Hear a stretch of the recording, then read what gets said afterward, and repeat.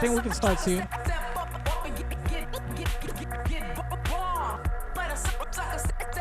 I see some people on Instagram right now. I see some people on Facebook.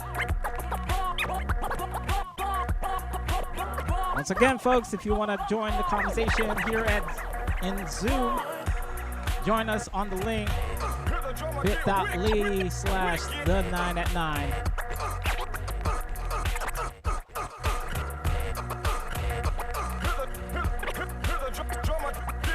All right, I think we can start the show as one.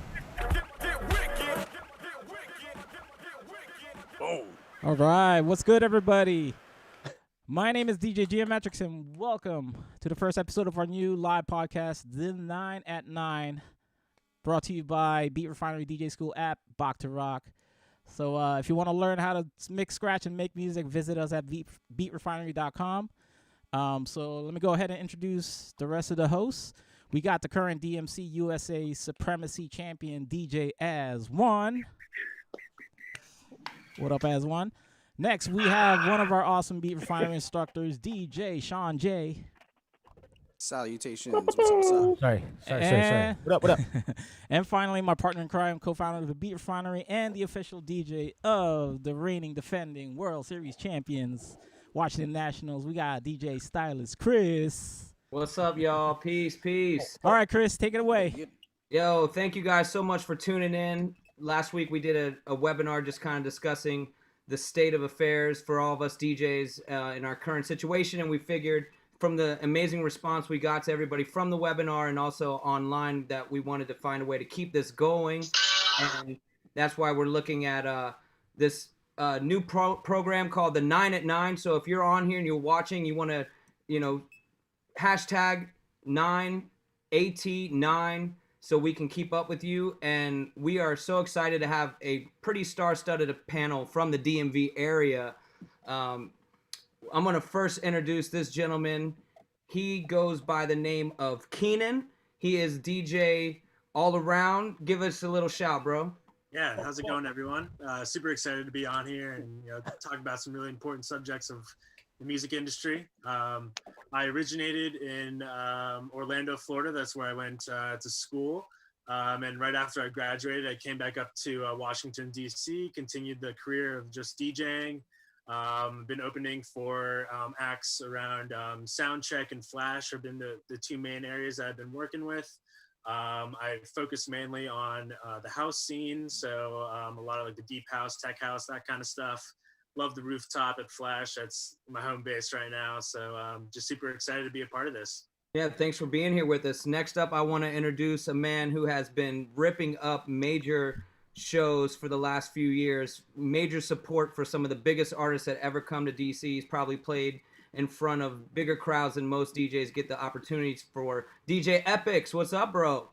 Hey, how's it going? Good to be here. I am a Beat Refinery alum, so this is quite an honor. I was born and raised in DC, and as you said, I have played for some awesome crowds thanks to some amazing venues in our area, such as Echo Stage, Soundcheck.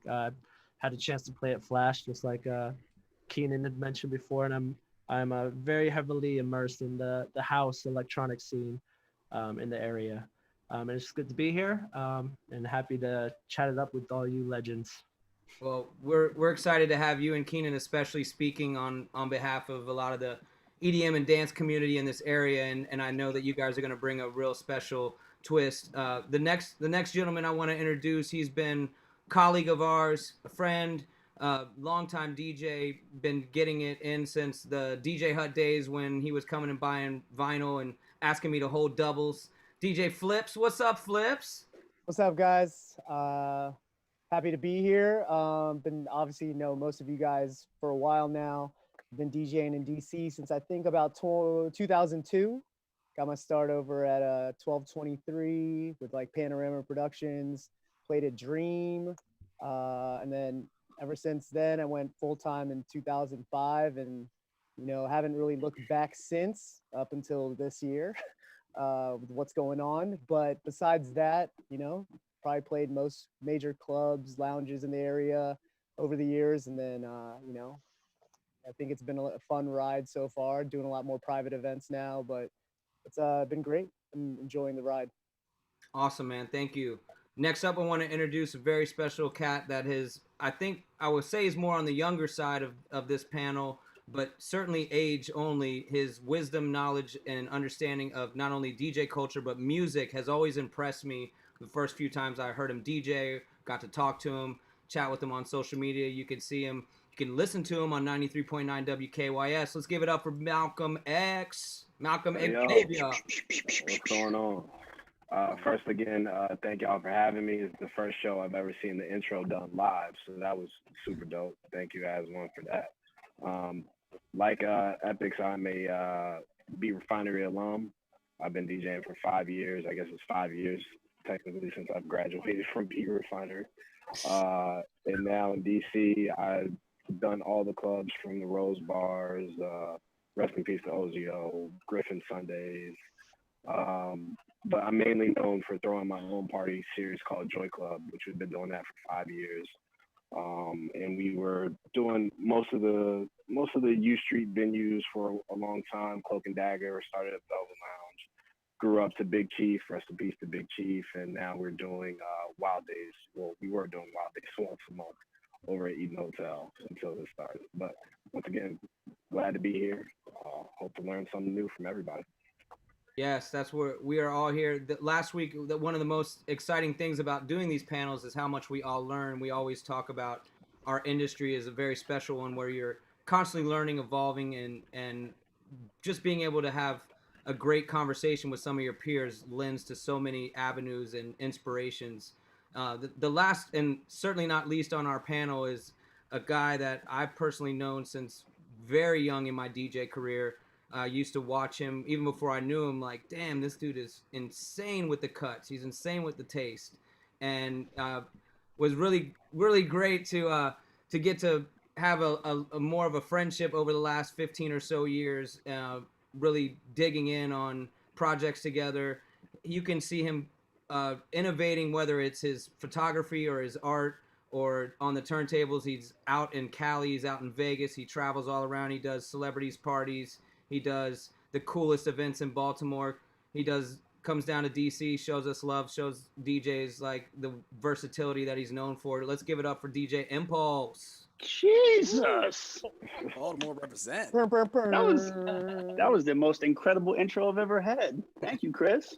You're welcome. Appreciate it. What's up, fellas? It's an honor to be on this panel with you guys. And yeah, from Baltimore, like Chris said, traveled around a bit. I've been DJing for, I don't know, what is it? What is it, guys? 25 years or something? It's crazy to even think. It's crazy to even think about that. But yeah, back in Baltimore now. Prior to this whole mess, had a pretty successful party called the Night Brunch that my partner Jason and I came up with. Sean has actually DJ'd and held it down for us, and it's been a good situation. But yeah, just happy to be on this panel with you guys and chop it up. Well, I'm really was really excited that with everything you've personally been going through in the last few days, that you didn't send me an email being like, B, I just can't get my head around it. So it really means the world to us that you're here, knowing what you've been dealing with. I won't go too far into that, but you know, Gio, unless you want to plug anything, I say we start with Impulse, lead off right there with, you know, how have you been doing? How you've been dealing with this pandemic? What have you kind of been witnessing and experienced, not only personally, but kind of observing? Yeah, pretty much the first question for everybody for this panel is going to be, how's everybody dealing with the COVID-19 pandemic? So yeah, Impulse, man, let us know. Yeah, not to go too deep into it, but last Saturday, right after one of my live sets, my wife was complaining of like weird pains and everything. So she had like the shivers and all that stuff. So instantly I was like freaking out. She was freaking out, and we woke up the next day, and she was like, "Yo, I need to go to the hospital." I was like, I knew it had to be bad if she was like, "I need to go to the hospital." So I took her to the hospital, and we went to the emergency room, and then like right then and there, they were just like, "You can come in you can. And then just like, I just like broke down. It was crazy. It was a crazy situation. It was not COVID related. It ended up being a hernia, which also sucks. But just dealing with that, and I think all of us are kind of living on the edge, like whether you're checking your temperature 3 times a day, or if you feel like a tickle in your throat, you're just like, I have it. Like everybody's kind of weirded out by the whole situation. But other than that, just trying to stay productive and doing a lot of stuff that I normally wouldn't do, like search through hard drive for like 4 hours at a time, you know, just like organizing old pictures and music and just like dumb shit. So that's kind of what I've been doing the past, I don't know, 17 weeks. It feels like 17 weeks. Chris, you are muted. Phlipz, you're coming from a similar background as Impulse. Like you and I juggling kids, and Yeah. What's been going on with you? Interesting and. You know, started to, I guess, do the Facebook live stream like a lot of DJs. You know, to be honest, I've been looking at it so far as kind of like a blessing. You know, a lot of us have worked very hard, like, to get where we are, and to do that, you have to work your ass off, and you know, maybe you don't get to see your family as much. But literally the past month, I mean, the first week was definitely like, I was shell shocked that I had, you know, like watching my kids for the first week and being a stay-at-home dad. But now that I'm kind of in the groove of things, you know, we got our schedule down, and you know, doing Facebook live streams that are, you know, fun, and you know, trying to think. It, like I said, I've looked at it as a blessing, just because I've been, like I said, being able to hang out with like my kids when I never, you know, to be honest, like I didn't really hang out with them as much, just because, you know, you wake up, you start to work, then you have to go to work. You're like, if you're a full-time DJ, you're constantly working. There's like no time off. Like, you know, I'm sure a lot of you guys can attest, like I can work literally 24 hours a day if I wanted, you know, if I had the time. Like, but you know, being married with kids, you don't get that opportunity. Like I could always be working on DJ related stuff, whether it's like making edits or video edits or making mixes, but I don't really have that time anymore.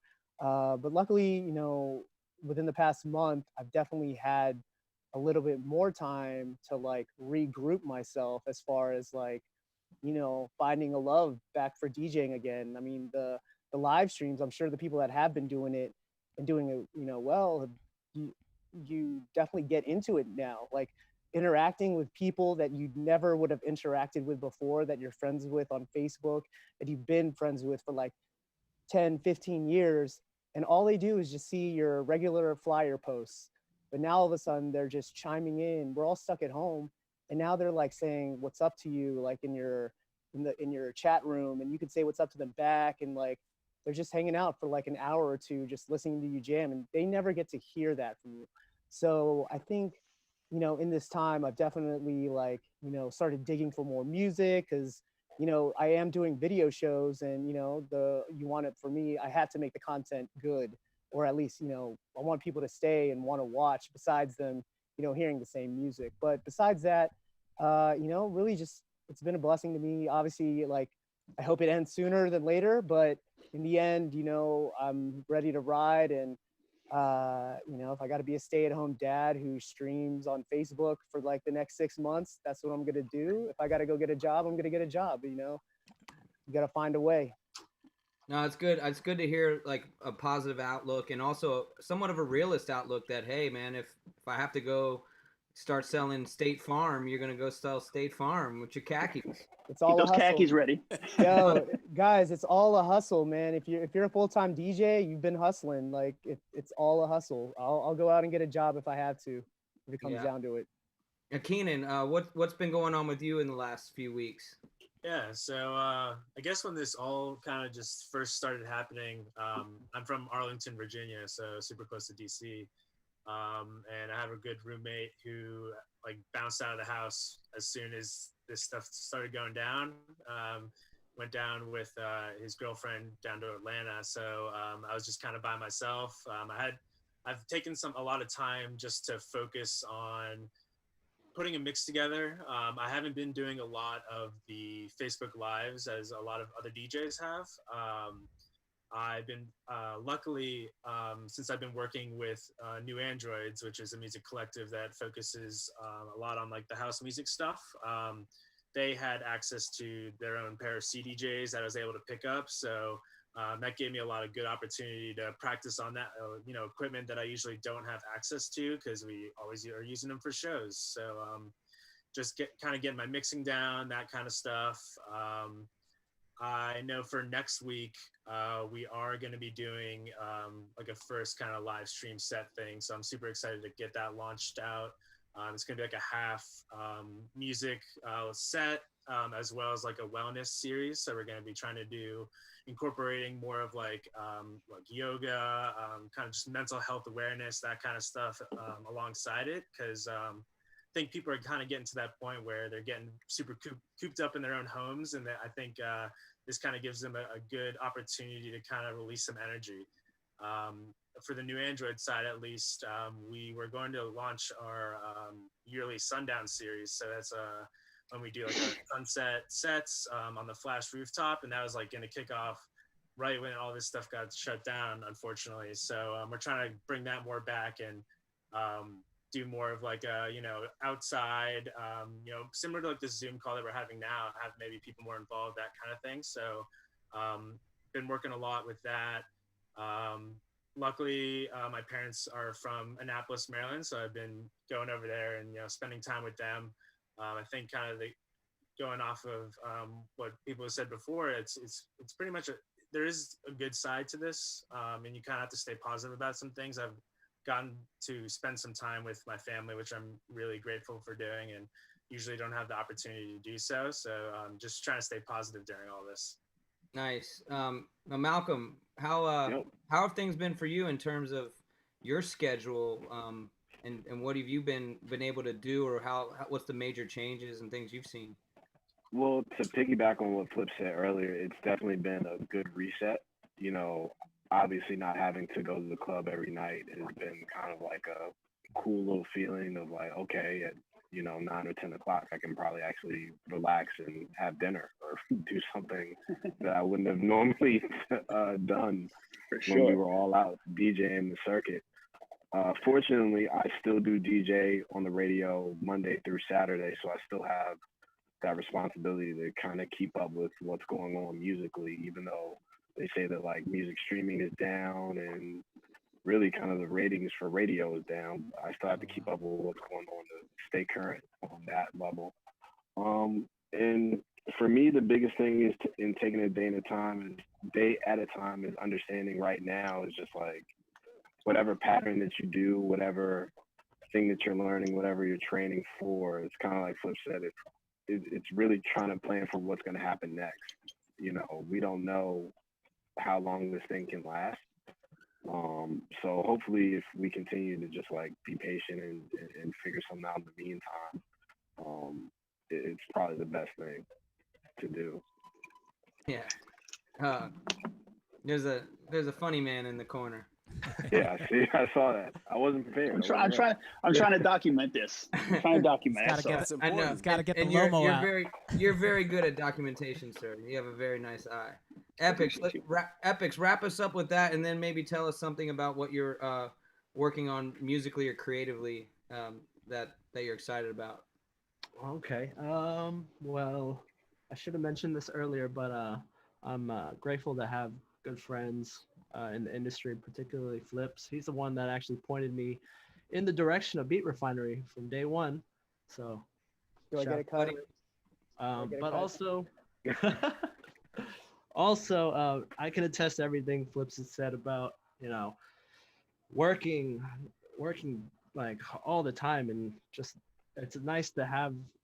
It's kind of nice to be able to just relax a little bit and reflect on just everything. And I think there were times during this pandemic, this quarantine, where I was not feeling it. Like there was no way for me to get creative. I didn't want to do the live streams because of all the struggles of staying online without getting booted by the copyright music stuff. But you know, I've had some conversations with Phlipz, and you know, he said the exact same things he did tonight, and you know, when you have friends like that, it helps you to stay motivated and stay active.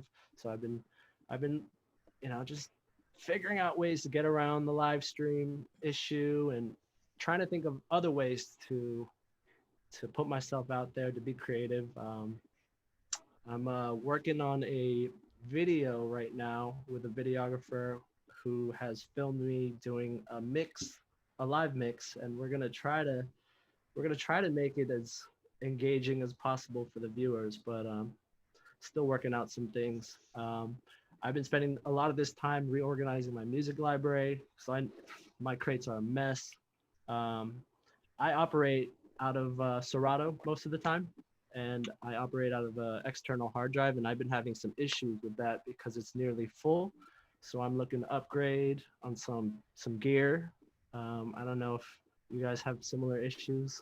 Yeah, I think we were actually saying that we'll probably do an episode in the near future where we just kind of get a couple of the, like Mike L and DJ Tex, some of the guys that are, I'm trying to get C-Flow from up in New York. Some of the guys are like really intuitive New York, or, you know, DJs that also are real tech heavy understanding of things, to kind of give some really good advice and ways that we can all use to help optimize these machines that we have to rely on so much. It's like a lot of times we don't realize that how important this MacBook is, or whatever you're using, and how it literally is your livelihood. It's more important than losing. You could take all my credit cards, my driver's license, everything. Take it all. I'll trade it all to not lose my MacBook. You know. You're absolutely right, and I'm also taking that time to make backups of my backups, because I'm just, you know, paranoid that, you know, God forbid something happens to my hard drives. And I lose all. Yeah, I was gonna say I tend to always make Thursday night my backup night, because that's usually when you go into the heavy week. You've probably downloaded most of the music that you're trying to, if you're on top of it, trying to get to the club Friday. So you're not. I always feel like it's a kind of pro tip: never try to download too much music on Friday before your gig, because it's gonna be massive amounts of admin crunch, and you're going to be staring at your computer for like 5 hours trying to make all your cue points, and then you're going to go play, and you've already fatigued yourself before you've gotten there. So it's, you know, it's kind of one of those things that try to find a day where you don't work as much to be your backup, your download day, your backup day. Kind of do it all right when it's fresh. But yeah, I think we're all going into that. Like, what do I need to do to tidy up my library, my system? And that's something we can probably definitely discuss more of, like, later. Oh yeah. Phlipz, I was gonna ask you, besides your amazing live stream that's been going on, that's been so fun. I mean, shout out to all the DJs out there that are live streaming wherever you are, but even particularly on this panel, whether it's Malcolm or Sean, Phlipz, EPX. Impulse got the visuals, man. I'm just trying to keep up with the Impulse, man. Oh my gosh, I was showing my wife Impulse's stream on Sunday, or it's going like 3 to 4 hours. I'm like, I need to see this. Impulse, we were laughing so hard, like, you know, last Friday's Impulse's stream was like pure entertainment. It was pure gold. And, you know, yeah, we had a good time. Thank you, Casamigos, for sponsoring that night. Oh my goodness, Phlipz, the most organic family house party I've ever seen, and it's been like a regular occurrence, man. It's awesome. Entertainment. We're trying to make it into people's routines at this point, you know. So it's a pretty cool thing to have a nice little built-in audience. So for sure. Phlipz, have you been any other projects besides the live stream? Any other music stuff that you've been working on? Like I said, like I kind of got reinvigorated a little bit as far as like digging more for you know, music, and then on top of that, making videos for whatever I find, like whether it's like digging deep into more disco stuff that like I never heard before, 80s R&B, like even New Jack Swing, like, you know, we can all play like Every Little Step and Poison and all that stuff in our sets. And then, you know, now I'm finding like more, like, I'm like, didn't realize there's like so much stuff that just the New Jack sound, that artists and all this kind of stuff that I've never even heard before. And I'm like, where did all this come from? And, you know, they all have videos for it, so people knew about it. I just didn't know about it personally. But it's like artists that are like, you know, probably one-hit wonders too, if they even were going to be one hits. But besides that, you know, now that I'm honestly not even keeping up with newer music right now, to be honest. I don't even know, like, this trend right now. I don't even know when I'm going to be DJing. You're not following TikTok? So, You're not following TikTok? No, not at all, unfortunately. You know, like I said, you know, I still do the places that I book myself at now, or at least until this happened. I know what I'm gonna go in and play. Like, you know, you don't have to play as much new stuff. You can definitely play remixes and stuff, but you know, for the most part, we're allowed to play like, you know, old to new, and you don't have to keep up with the music as much. And that's what for me, DJing as long as I have, that's what I want to do. I don't want to. You know, there's enough DJs in this city that can do the new music, and I'm cool with it. They can do those gigs. You want you know, like Edwin or Keenan can do like the house, deep house, or EDM gigs. I don't want to do that. You know, like I know my lane. I know what I want to do. But you know, it's, now that I'm going back through the music again, I started making more edits, and then on top of that, making video edits for my show. But like, you know, for the guys that are doing the live shows, I'm sure you started when you first did your first one, you had it one way, and then if now that you're say on like you know, live show number 5 or live show number 10, you've changed something in each episode. You know what I mean? Like, you know, I've seen Impulse, like he added lights, or he'll like move around, just like me. You know, like when I first started, I was DJing on like I was DJing on my controller, my SRT, and now like one of the younger DJs, DJ Easy, was like, man, you need to bring out the turntables. And I'm like, I'm so used to my SRT now. But, you know, today I brought down the turntables, and, you know, I'm just going to start using those again. And, you know, I think in this time, I'll be honest, like I got really used to instant doubles and scratching and everything with my left hand and not really doing anything with my right. So I'm going to use this time to relearn mixing with both of my hands too. So like I said, I feel like I got a lot of time coming up. You know, hopefully if we can get back by July, August, September, then I'll be fine. But in the end, now that I'm looking at it, if I got April, May, June at least of not having any gigs, I'm gonna try to learn as much as I can, whether it's music or DJing. So, and that's on top of like, you know, hanging out with my family. So whatever I can learn in the next 3 months, I'm gonna try to get as much as I can in. When you were saying something about the new music, it made me think about Malcolm, who is probably like has more knowledge of the new music than all the rest of us combined right now. Unfortunately. Tell us what's going on in your world with the music, and also with you know, some creative things that you're able to do right now. Yeah, so if you followed me long enough, you've probably followed me to see artists yell at me and argue that I don't do enough for local artists. So mainly what I've been doing now is really trying to take the time to connect with as many local artists as possible that I feel are worth connecting with, and starting to consult with them, reviewing their music over with them, and trying to help them figure out, all right, okay, these are the songs that eventually will work in a club or eventually work in radio, and try to really start doing that. Along with that, I started like getting back into the production more, and really trying to get out beats to different artists and different label reps that I have connections to. In the meantime, that hopefully if, you know, something like that hits, that's, you know, money that can come through, that can kind of keep things going until we figure out what's happening.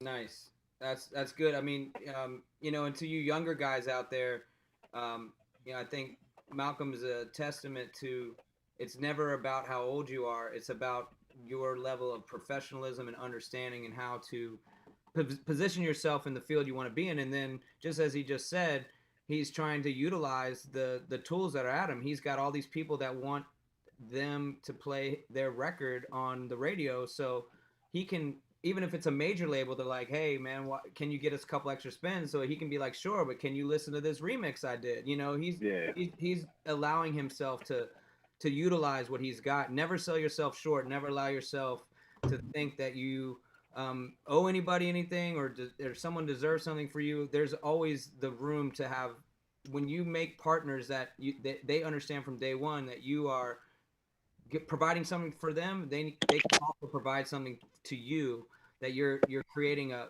partnership, not a need for one or the other. So y'all need to follow Malcolm Xavier on IG, on Twitter. See, I see it's kind of entertaining. I must wild, man. Twitter's wild, Malcolm. Yeah, it gets crazy sometimes. I don't understand it. Yeah, well, I think, unfortunately for you, you're in a position where people know that you've got lots of eyes on you. So if they can get into your conversation, they're looking at that, making them maybe have a little bit more eyes on them. So, it's kind of the poison pill that you're always going to be dealt with, being on the radio, being somebody in locally and somewhat nationally that people are looking at. Keenan, being more on the EDM, dance, deep house, tech house, on that side of things, is there any projects that you're working on? And you said you're working on the mix CD, but any other live production or? Yeah. So in May, I was supposed to actually have my festival debut. I was supposed to play at Elements, which is in Pennsylvania, and I was gonna play on the stage with like Diplo, Chris Lake, a bunch of other guys, and I was like super pumped for it. But unfortunately, luckily they were gonna actually they're rescheduling it now for September. So hopefully that still comes through. I mean, we'll see how everything goes. But my goal actually before all this kind of hit the fan was to have at least 3 tracks originally produced by my own that I could have in my set, because I started just from DJing mixing, and I really didn't have a lot of experience with the Ableton, Logic, all that kind of stuff on the more production side. So now that I have all the time in the world, it's really given me the opportunity to look into that kind of stuff, even just messing with samples and Serum, all that good stuff. So opening that door has just been intimidating, definitely, like, to start, but luckily, since everyone has all this free time, a lot of DJs are giving a lot of tutorials for free and just like posting stuff on their Instagram, Twitter, Facebook, and they just want to like get people to stay creative. And I think going back to some points that some other people were saying before was it's been hard to stay motivated, I would say, at least on a creative side, on a producing side, when you're wrapped up in your bedroom or in your apartment or whatever, wherever. You don't really have that engagement where when you go to a show, or if you're playing a show, it definitely, at least for me, it inspires me to push forward to the next level. So I've been just trying to stay motivated with that kind of stuff. It's been definitely tough, but just trying to keep moving with it. Got a MIDI keyboard, luckily, so I have all the gear and stuff to go. So just trying to hone in on a sound. Since I started as an open format DJ, because I didn't really know what direction I wanted to take the Keenan project. But now I've kind of honed in more on what I want to focus on, some more like inspirational artists, because I think I've gotten to the point, at least with my following and where I want to take this project, that I need to obviously have my own originals, and people need to have an expectation for what kind of set I'm going to have. And I've never really wanted to run myself kind of into one lane. I think, like, for example, there are some good EDM artists like Miha, Taiki Newlight that can be super versatile with the house music stuff, but some nights, if they're playing like a festival, let's say, and they have like an after, they can spin drum and bass, and people are going to go nuts, and they're gonna expect a certain style, but that doesn't mean that it has to be the same genre all the time. Yeah, totally. A question that I've always received from young DJs, or even DJs that are frustrated for how many years they've been doing it, especially back in the record store days, people always say, like, how do I really get big? And the response has always been the same: you have to make your own music. If you want to really get big beyond and have staying power, you have to make your tracks. And then people say, well, how do I make tracks, and how does anybody know my tracks? And then, you know, it's pretty easy to just start remixing people's stuff. If you follow the formula of starting by doing edits, then your own remixes, then your own original production, you're setting yourself up in that lane, specifically in dance music, where there is a lot harder way to have the, you know, if you're an open format or a hip hop DJ, you've got like several different venues. Sometimes you can DJ 2-3 times a day from Wednesday to Sunday of all the venues where that music is always popping off. But in the EDM, dance, and those scenes, it's a little more difficult to, the venues are limited. There's probably more competition because there's more people that want to do that, but then less venues. And so if you're going to stand out, you've got to make your own tracks. Absolutely. And it's given during this time, there's a lot of artists are really working together. I would say a lot of artists are releasing like, hey, we're doing like a remix competition for this original. And like, that's where I've been kind of going into and being like, oh, this is a great opportunity. I know what someone's foundation for a track would sound like, and they're giving me their samples or stems or whatever. And that's where I can just edit and work on, nothing to release, but it's just good practice to have. Absolutely. Once again, you are watching the Beat Refinery 9 at 9. We have our special guest. This is a DMV edition. Someone on the chat had asked if all these DJs are from the DMV area, and I would say for the most part, if we're not from here, I think most of us are, but we're definitely here. We're definitely trying to make our moves here. Gio, do you want to let people know how they can get, if they want to join the actual webinar panel right now where we're doing some of the questions and chat direct? Yeah, if anybody that is seeing this on YouTube and Facebook and Twitter, if you want to join the chat, join in on our Zoom conference call. It's basically the link right on the bottom right side of your screen. It's bit.ly/the9at9. So go ahead and go to that link and join us in the chat. We have people chatting it up in the chat room right now. Yeah, we got some superstars. Yeah, we've got some superstars in that chat room. Big ups to T Nice, Ty Hanswell. We got some Beat Refinery family in there, and some of those questions in those chats. We've got a couple other topics that are in those chats. Gio, is there any other questions from any of our other sources, platforms? Not at the moment right now, but like I do have a question to everyone. That's probably a good time to like ask them about this. But pretty much like, how is everybody dealing with their weekly or daily routines? Is it being interrupted now with the pandemic? Are you guys back on track with your daily, weekly routines, that sort of thing? So how is everybody dealing with that? Well, it's funny. I think I saw Phlipz just drink a Red Bull, and I was just thinking to myself, if I haven't needed a Red Bull. Oh, it's not a Red Bull. Okay, thank you.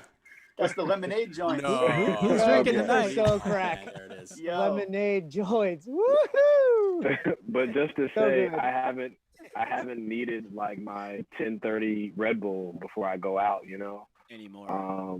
Yeah. So obviously for me, daily routine is just trying to get healthy, eat healthy, relax, sleep. I've probably been sleeping too Is much. everybody getting now. a lot of sleep nowadays?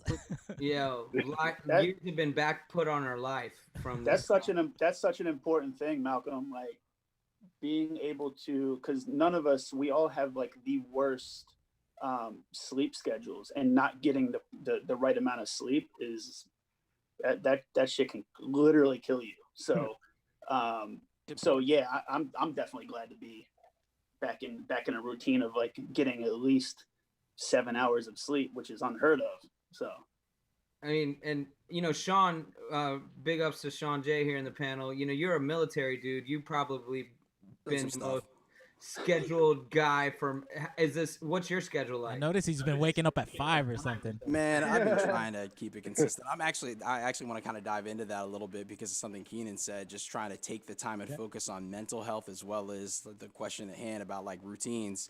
I know Impulse and I have talked about how when you're completely drained from all the gigs, that there's been times in the past where you're just like, I just need to sit down and have a drink of water before I can even function like a human being again. And I've been struggling. I feel like I've gotten a better groove of that. But after the first 2 weeks of this lockdown, it was more of a reaction to, I don't know what to do with myself. I was kind of in panic mode for a quick second and then immediately jumped into the streaming. But what I've been trying to do to keep myself consistent, and this is really where I wanted to jump into what Keenan was saying, to focus on mental health. It was giving me a lot of mental clarity. It was just like, stick with a routine, wake up as early as possible, and try to accomplish something that is on my to-do list. And when we had the panel discussion actually previous week with Digital Dave, there's a list of things that he suggests you can do with your downtime. So I just kind of chose the things on that list on my own accord. And the first thing I'm trying to do every single morning is wake up and open up Ableton, make something. It doesn't matter if it's an edit, a remix, original production. I'm just trying to make sure the first thing I do is a win. And I make the goals really, really small because what that's allowed me to do is check a thing off the list. Because if I can get out of bed at like 4, 5, 6 in the morning and check something off the list, it kind of snowballs. So I wanted to ask Keenan, you said you're working on a project. And basically, like everybody here, I'm sure has something that they're targeting and something that they're after. Is like having a routine easier for you right now that we got all this, I guess, extra time, or because our routines have gotten thrown off and now we can actually sleep? So I would say before all of this kind of happened and people have been quarantining, a lot of my day-to-day tasks have been based off of basically just my Google Calendar. And that's been populated by myself, by other members of the New Androids team of like, here are what shows are coming up. So a lot of my time was focused around the shows themselves. So now it's been more of a pivot of what can I focus, or where are my goals have to be oriented towards, because the goals were originally the shows. So now I've been trying to look more obviously back to the production stuff. I think what you were saying with writing stuff down, I think that's extremely important, even if it's like the night before. Was definitely struggling with that with like the first couple weeks of just kind of waking up at a random time, didn't really set like a clear cut, like what do I need to get done for the day. I think people feel way better when they know that there are certain things that you can accomplish day to day, even if it's repetitive every day. Just knowing that you're getting stuff done, even if it's just making your bed, like putting on a fresh clothes, like go get groceries, like even small stuff. I feel like people just need to have more of a routine. And I think some people are falling out into just not knowing what to do with their time. And I even like on like Facebook or Twitter, I just see people saying, I wish I had a hobby, because I could focus all my time on that. And I feel like people just need to look for a hobby. I don't know. It's just now's the time to kind of look at that stuff and really focus on it, Absolutely. Definitely. Impulse, you're a family man. You got a couple young daughters that you play the role. And I know they're right around the same age as my daughter, so they're probably giving you hell just like mine. But Oh my God! What's your daily routine like? I usually wake up. So now the kids, up until I would say last week, they didn't get any of their school stuff. So it was just lawless around here. Like we were just waking up whenever we wanted to wake up. I mean, the kids would stay up late with me until like 2:30 in the morning watching YouTube videos about tiny houses. I mean, it was like, oh, you're on that too? Oh man, come on, man. Once the weeks went on, and to be honest with you guys, I'm somebody that deals with performance anxiety. I hide it really well, but I deal with it, and it's gotten worse over the years. So once we got into this quarantine thing, and it was like 2 weeks into it, And I realized I have zero control. None of us we have zero control over any of the stuff that's happening right now. My brain just like turned off. It was like this clarity that was just, I haven't had clarity like this in forever, which has allowed me to really focus on the things that I wanted to do. So like, I've been going back and forth with Serato and using, they've been showing me how to use Serato Studio, which is incredible. Like, it is so much fun to use. So just coming up, working, like Sean said, like waking up, working on something. And then Excel and I, we also make music together. We go by Alpha Pair. So we have a lot of new ideas, songs that we're working on, all in that disco house, jacking house, realm. So that's kind of what's been going on with me. And I have, what else do I have going on? Yeah, that's it, man. just trying to cope, like, Phlipz and Chris, like, you guys have kids and it's tough. It's not easy. So you kind of have to find the time in between them doing homework and fighting, snacking 24 hours a day. So I, for one, commend you guys. I think, like, to build all this, that we're even at right now. We're online, Chris, Gio, and I, and like it's like hard to get like a quiet on Chris's feed. We have a meeting and the kids are running all around the background. I mean, I'm laughing the whole time, and he's like, "Stop! I'll break your legs." Blah blah. I'm like, chill, bro. That's cool. And then I lost a tooth. Yeah, and he doesn't listen. He just runs off like screaming. No, I have a Not Tasmanian. intimidating at all, Chris. No, I have a Tasmanian devil in my house, man.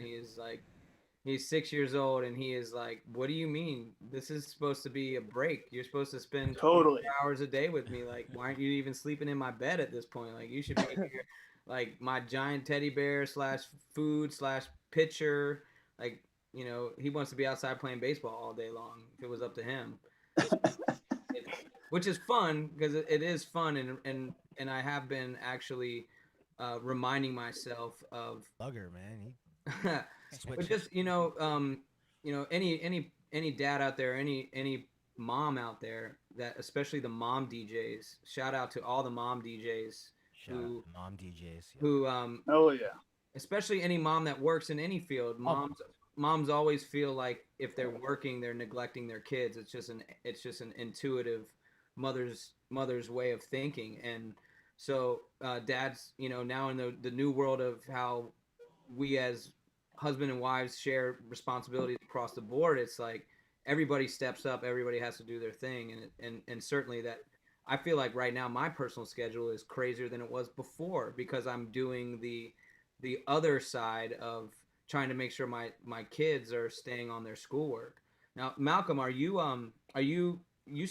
living? Do you have roommates, or because I'm assuming you're on the radio a good bit from the house. How does that work?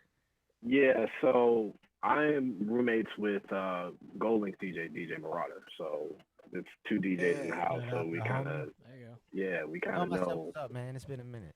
Yeah, for sure. We kind of know each other's schedules in terms of like who needs to get to what setup. We have multiple setups around the house. It's kind of funny. Like, we set up like this one room that's going to be like this is our if we need to live stream room. But I have it set up in my room. He has it set up in his room. I mean, for the most part, it's, in terms of like coming up with schedules and doing all that, like, I've pretty much kept a lot of the same routine. It's just at night, I'm just like free. And that's been like the best feeling. Like, there's some nights, especially when you do radio, kind of like 6 nights a week, and you're just like, I kind of want to go home. And now I'm going out and I'm DJing for another, 4 or 5 hours. It can get draining over time. So this has been like, in a lot of ways, it's been a blessing. Obviously, it sucks because there are times where I'm DJing, especially now. I notice where I'm DJing for the radio, it's just like, I'm only playing the radio music pretty much every day. I'm not getting to play anything else unless I start to practice. And I haven't done a live stream. I've also tried not to like overdo it, and try to start practicing too much. I'm trying to just like relax and try to treat this as, you know, as normal of a thing as possible. Nice. I could have I a don't have, follow-up question for you on that one, Malcolm, actually, if I could yeah. jump in real quick. As far as like the actual music that you're required by the playlisting and the radio station, do you ever feel like in a moment like this, or just in general, that you ever want to like have another avenue to break away from and not have to stay to the specific list of these are the songs that have to get played at whatever time blocks in the day to day? And do you feel like if there is a situation where you feel that way, do you think that this kind of shift of everybody's mind allows you some space to do something that you haven't tried before, or maybe you just were looking for a window of time? Yeah, I mean, obviously, I feel like that all the time on the radio. I mean, if 99% of the songs, like I said, I don't care about, and I don't really know past like them saying this is what's on this list and this is what, you know, we would like you to play. You know, when I was out doing gigs, that was my opportunity to do something different, and that was my opportunity to break away from that. That's a good balance. Now, yeah, there was a way to balance it. Yeah. You know, you would hear me, you know, if I did 12 stories, that's a completely different set than what I'm going to do, you know, playing probably 30 to 40 minutes of trap music back to back to back to back to back. Right. But now, because I'm trying not to over DJ and not trying to overdo it, I just realized like in the past couple of days, like I haven't really played anything outside of this. I've listened to all different types of music, but in terms of just playing, I do kind of worry, and eventually I'm gonna have to start doing some type of practice, just like keeping my skill up and keeping my knowledge up of what other music is out there. Flexing those muscles, they don't atrophy. Exactly, yeah. I can definitely understand that. We had one question. Shout out to Mike L in the chat too. We were actually discussing a few minutes ago. We definitely gotta have a show where we get all the real dope IT DJ dudes on here to spread some knowledge. Mike L is one of those guys. We had a question from Juan who was asking, I think a pretty important question as Impulse. I really appreciate that Impulse is willing to come out. I think it's always a strength of anybody that is willing to show vulnerability. It's not actually a weakness to show vulnerability. It's a strength. And so for someone that's such a well-known DJ that's played some of the biggest parties in the world for some of the most important people in the world, to talk about show anxiety is something that I think is very, very real, and also it's something that I know a lot of DJs experience. It's a very lonely world being a DJ. It's partly why some guys drink too much as a DJ, because it's like I'm so nervous that I'm gonna drink. Yeah. Everybody drink. The therapist. Everybody hit that sip. But Juan was asking, is there such a thing as a support team for DJs? And he wishes that someone could have someone to help him with that. And just curious if any of you guys know of a support team aside from things like this. The DMV. What was that? Who started that? Was that you, Phlipz? It was the DMV support local support group. Support group. Yeah, on Facebook. A couple of years ago. I think that was Benny. Benny created that. Yeah, okay. Yeah. But like I want to answer that, coming up in the scene and everything. I had my whole crew. A great group of guys, the troopers. So I had like Inferno, ID. Out to the troopers crew. There we go. Yeah. Me, talk your stuff, man. Those guys, it really helps, especially in the battle scene. Coming up in the battle scene, that I really relied on those guys. So once again, the DJ game is a lonely game, but I mean, if you can find like a good group of guys to just stick around, especially the ones that you start with from the beginning, and just you just stick around with them and just pass along ideas and honest guys. You want honest people in your crew that'll tell you Word up. You ain't shit right now. Yeah. No, don't do that. Try to find like really loyal, honest people like that, and it'll It's take okay you. to have It'll yes take man, you but there. you don't want everybody. And you know, being right like now I that. have my Beat Refinery crew, you Yeah. know, with me. Yeah. You know, Chris, Art, Squad. as one, and Sean. So, you know, I'm relying on them too. You know, so Yeah, you guys never want to surround yourself with people that are always just like, oh, you're the greatest, you're the best. You know, I feel I Nah, can't your remember who it shit was, stink. but someone that was always like, you know, if you're always surrounding yourself as the best of everything, you're never challenging yourself because it's, you know, you always almost want to be somewhere maybe in the middle so you can help people up from the bottom and you can also look to go. And so, you know, just as Gio was saying, find some people, find some guys. If you don't have a lot of other DJ friends, you know, look on some of those message boards, look to going out to some gigs, checking out some guys. Whether I feel like most important. DJs, When we could have. for the most part, I'd say most DJs are, if you approach another DJ with respect and with a place of integrity, they're going to, you know, eventually they might not want to be your best friend right away, but you know, it's like that kind of thing where if you're showing respect and continue to show respect, I think you're gonna find yourself being able to find some guys that are gonna give you that support, give you that boost, and like Gio said, more importantly, some of that honesty of, you know, where you can improve. You know, we all know where we can improve personally, but sometimes you need someone else to give you a bump on, like, hey, you should work on this kick or in the that. ass once in a And while. we all can grow. There's never, we always talk about how DJing is an exciting field where it never stops. The balance of skill and technology is never going anywhere. It's going to just continue to elevate. And I think right now we're living in a time where it's pretty intimidating for a lot of guys because you really have to have your tech skills together right now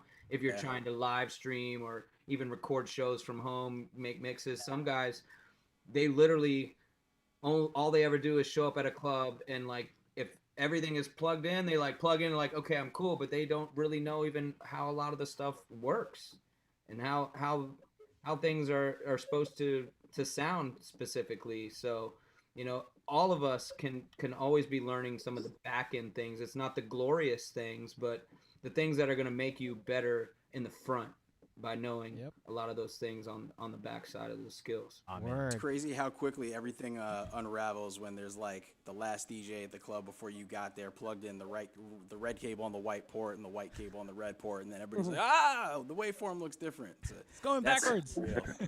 With the tech side, for sure. To touch back on like even like support groups and that kind of thing, I think there are a lot of good Facebook groups out right now, and a lot of people are just engaging online of like tips on either production or getting the live stream stuff set up and all of that.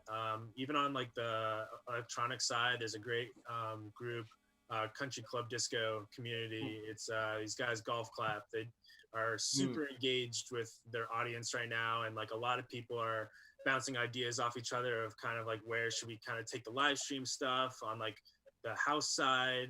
There's just like, I've never seen such a engaged group as this page. I'd recommend all of you guys, even if you aren't into the house stuff, to check them out, because they have been around for a good amount of time. And even like, I guess on like a local level, when I first started with playing shows around here, there was a DC Dirty Bird group that was like just bouncing tracks off each other. And a good friend of mine that I'm good friends with now started that group, and I met a lot of good people through that group. And I think it's given a good opportunity for people that may be more introverted or, you know, shy when they're going out to shows to engage with other people. And then, you know, it really does create a community of people that come together. And now whenever I see these people at shows, they're just like family to me. So I think the best thing about kind of contrasting Orlando and when I was playing there to DC is I feel like DC has such a family community vibe to it. There's just so many different sectors of whatever you're looking for. There's always like a little group or, you know, a niche group of people that are like 100% for it. So I feel like that's the best part about DC, and just like how everyone kind of flows together. But if you're looking for something specific, you can find it pretty quickly. Yeah, I feel like in the 20 plus years of being a DJ and also owning a record store in DC, getting to know all the DJs from all walks of life. This town, I think even us in this town, we take it for granted a bit how we're pretty solid group of people. We kind of all do check on each other, and you know the difference is, and when Geo and I, for instance, started Beat Refinery together, I remember, I'll never forget the day we were doing like a seminar panel for all these people, and he said the person that he wants to take out to beat is me. He's like, that's my biggest competition right there, my partner. And he didn't say it in a negative way. It's in a way of like, true hip hop style, the true battle style of hip hop is to elevate yourself. It's a battle. It's always going to be a competition, a healthy competition to be your best self.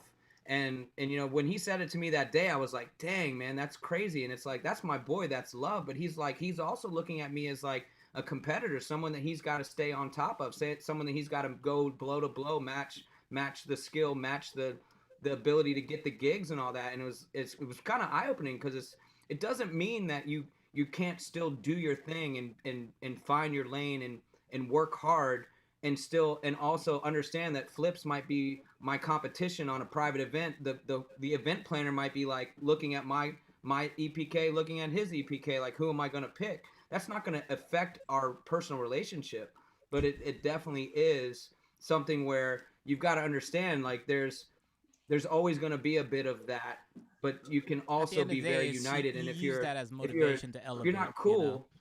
Go ahead, Gio. No, but like at the end of the day, it's like that's that having that mentality is like is how you're able to like have the motivation to like elevate, you know, to the next level, that sort of thing. You know, being self-aware and knowing your surroundings is like, it's like, you know, I gotta be that guy, or I gotta be that, you know, I gotta be as dope as that person, you know. Again, it's the hip hop battle mentality. Can I jump in on that real quick? Yeah. So me being from Baltimore, there wasn't a huge like battle scene, and the only dude that was from Baltimore as well hated my guts. But what's his name? I don't know where that dude is anymore, so I'm not really worried about it. I know that guy. Anyway, but coming to DC and seeing the troopers and seeing you guys, and you guys always showed me love, and I always appreciated that. And that was like the camaraderie between that. Like, there was just like that battle scene, but we all had love for each other. It was really dope. Quick story on my end. I met Geo and Impulse in at the Atlanta same city at the same time. We're DMV cats, but we all met in Atlanta. That's crazy. What was it? It was Guitar Center. It was a Guitar Center battle. Yeah. And Inferno was with us too, right? No. It was Inferno. Mike Bree. Brizzle for Shizzle. Yeah. It was Brizzle. Mike Bree. I met Brizzle first on the plane, and he was sitting right next to me. They booked, you know, our flights together, and he had a tribal. You guys remember the tribal over the shoulder bag? Yeah, he had the record bag, and then I was like, "Oh, this dude's a DJ." I was like, "Hey, bro, you battling?" And he was like, you know, and Mike Bree was like way older at the time, but he looked like mad young, you know. And he you know, he said I was cool. He basically was cool with him, and we got off the plane. I met Geo, and then we met Impulse that night, and then we all battled. I also met Lord from Lord Public DJ Enemy. Lord, from Public Enemy. Public Enemy. Yeah. Also, he's on tour with the Prophets of Rage, actually, which is Rage Against the Machine and Cypress Hill. And DJ Smalls from Florida. Like Soul Assassins, which is crazy, yo, like crazy wild. But actually, I want to segue that one into something that EPX, you and Phlipz were connected. You said, EPX, you said that Phlipz recommended you check out Beat Refinery. And I know that, Malcolm, you said you're a Beat Refinery alum as well. I actually am too. Like right when the school was basically getting its feet off the ground, I found As One's YouTube page and then was like, oh, what? The guys down in DC doing this? I'm signing up immediately. So did that connection between Phlipz and EPX, you two, happen because you were both already in nightlife, or was that something that you just kind of had crossed paths randomly and then also found out you're both DJs? Mm, I met Phlipz while he was DJing at the park at 14. I at the time was just going out like every other person on a Saturday night, having a good time, and I think one of those nights it just hit me. It just hit me that I want to pursue DJing. And just that one glorious night, and I decided to go up to Phlipz because I'd seen him play. Heard him play multiple times, but I'd never met him. And I went up to him and I asked him, like, what do I have to do to do something like what you're doing? And I want to be in your shoes. I don't want to bother you. I don't want to take up too much of your time, but point me in the right direction. And he pointed me to you guys, the Beat Refinery, and that's where I met As One. As One was one of my first DJ instructors. Oh, man, that was bro. DJ Trays. He's not on this panel. Shout out to Trace. Too, What? yeah. That's where I met Geo. I met Chris. And then what did I do? I took a 6-month, I think, intro class. And then I was so serious about it. I took a credit card out and bought That's what it takes. Now, if the modern day. 1200s. Yep. I bought a Rain 57 mixer, I think, just so I could be up to date with whatever the standard was. And then you got into it realizing how fast the technology changed, and you're like, damn it. It was outdated. Yeah.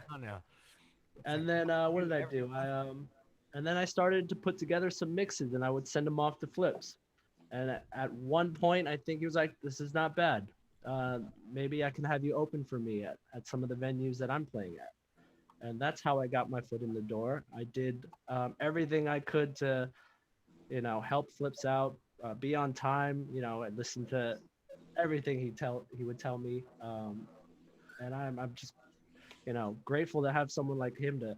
He's a good guy, man. Kind of watch my back, make sure I don't, fall into the pitfalls of most rookie or novice DJs. And he really put me on the fast track. And I just try to do right by him, try to do right by all the guys from Beat Refinery, and just worked hard at it. It's a good circle of people, man. I think if I recall too, you have a musician background, right? You played some instruments. Yeah, I'm classically trained in piano, violin, a little bit of guitar. Didn't think that really helped me growing up because after high school I dropped all of that. But then after I picked up DJ and got into a little more of the production side of things, making edits, like being able to read music came very handy. Nice. Very, very handy. It all ties back in, man. Yeah. I still have some. I keep every email that's pretty much ever come through for Beat Refinery, and I still have your email. like, and it wasn't even bad. It was just like I could feel your excitement and your just energy to be like, yo. You were like, yeah, but can I do like 2 classes a week, or can I do how do I get on the fast track? And the funny thing is, it was your email that made me go to Geo and say, I got this dude that's like, this isn't enough. Like he wants more. And we came up at the time, we came up with the fast track program, which was like where guys would be like, doing double classes and double courses, double majoring right now. And I remember you were like you're like, finally I'm in, you're like, this is what I need, and but that's kind of the beauty of just us being able to respond, call and response in each other. Hip hop is such a call and response culture, and when you're at your best, it's when you're listening to each other. And it's like, you were somebody that was really on it, trying to get into it, and like needed the light speed version, and well, I want to talk about accelerated version, accelerated learning. Sorry, the idea is like, not to sound old. Hopefully, I don't look too old. Yeah, no. Basically, when I started, when we started, basically, there were no I guess institutes or anything that taught this. It wasn't really a thing. There were studios that for DJs, but they were more like recording studios that you can go record a mix like that. You had to go pay someone to record your mix at in a studio. But then moving forward, again, as a testament to that, if you are the type of person who's that interested and you have that much energy and you're ready to go for it, and you're ready for the fast track, coming to a place like the Beat Refinery and working with guys like myself or Trey's or anybody, Throw Down and stuff like that, it's you can really learn a lot really fast. And I can tell you to a testament to like Malcolm, bro. I don't need to say much.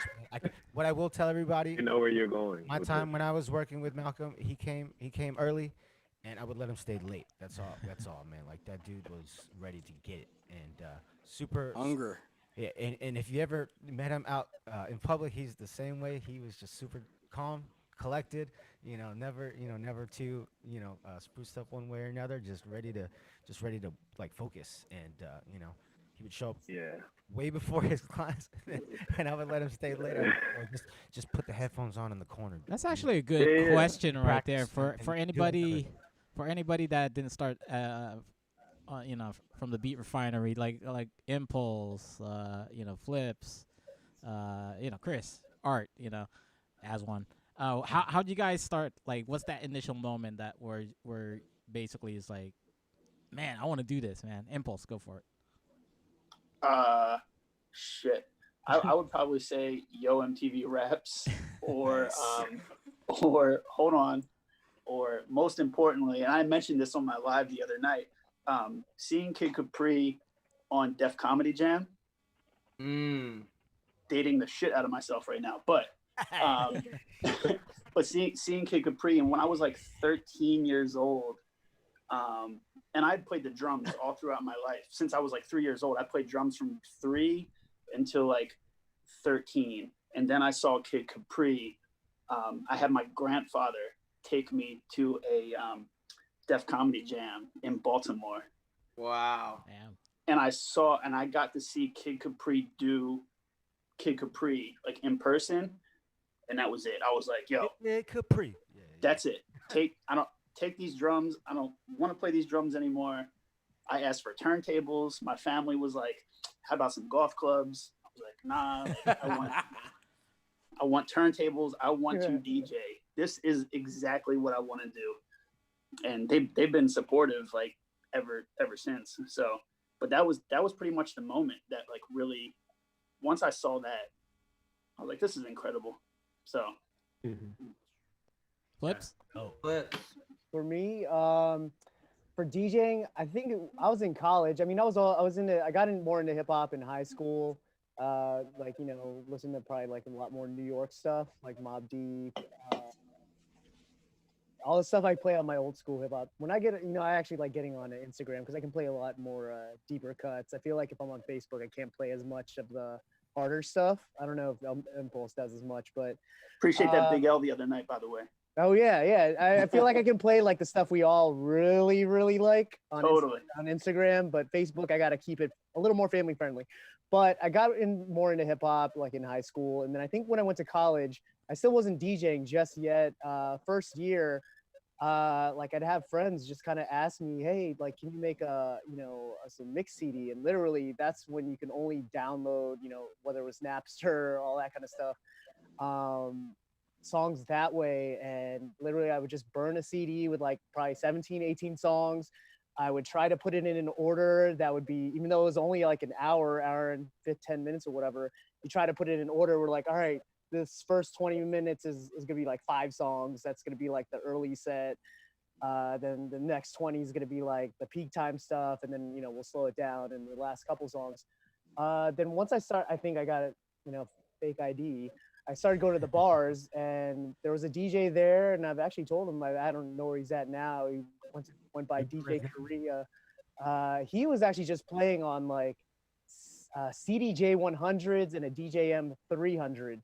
You could buy that thing in an all-in-one like gray case. It was Pioneer, and I was like, okay, that's what he has. That's what I have to have. But then I realized, like, once I got it, I was able to play music, do parties. Then I realized you couldn't like really like do anything with the CDJ 100s. Literally, it was like you can adjust. Close the top.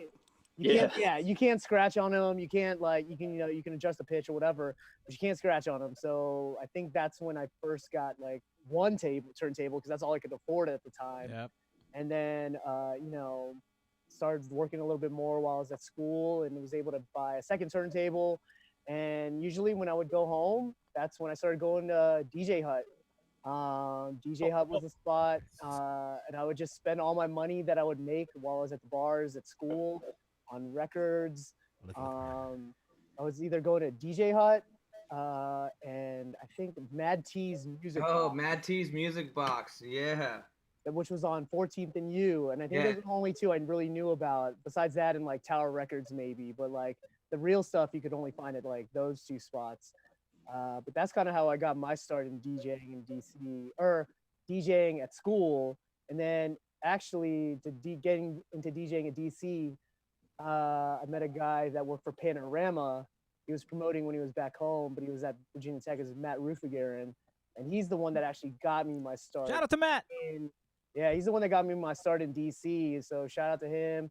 He introduced me to Antonis from Panorama, and that's how I got like my first start at like 1223. I would come home from school and do like Tuesdays there. I'm sure Analyze was doing DJ Analyze was actually doing the Tuesdays there too. So I'm sure I was like that young guy that he was just like My guy Analyze.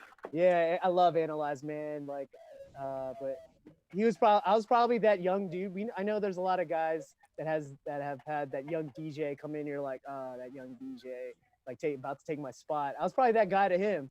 But to be honest, I always looked up to him, and I got my start at 1223. At Dream, I was playing on the first floor, like when people were coming in, and when we were done, I'd go up and listen to him and DJ Money, and that's kind of how I got my start in DC. That's dope.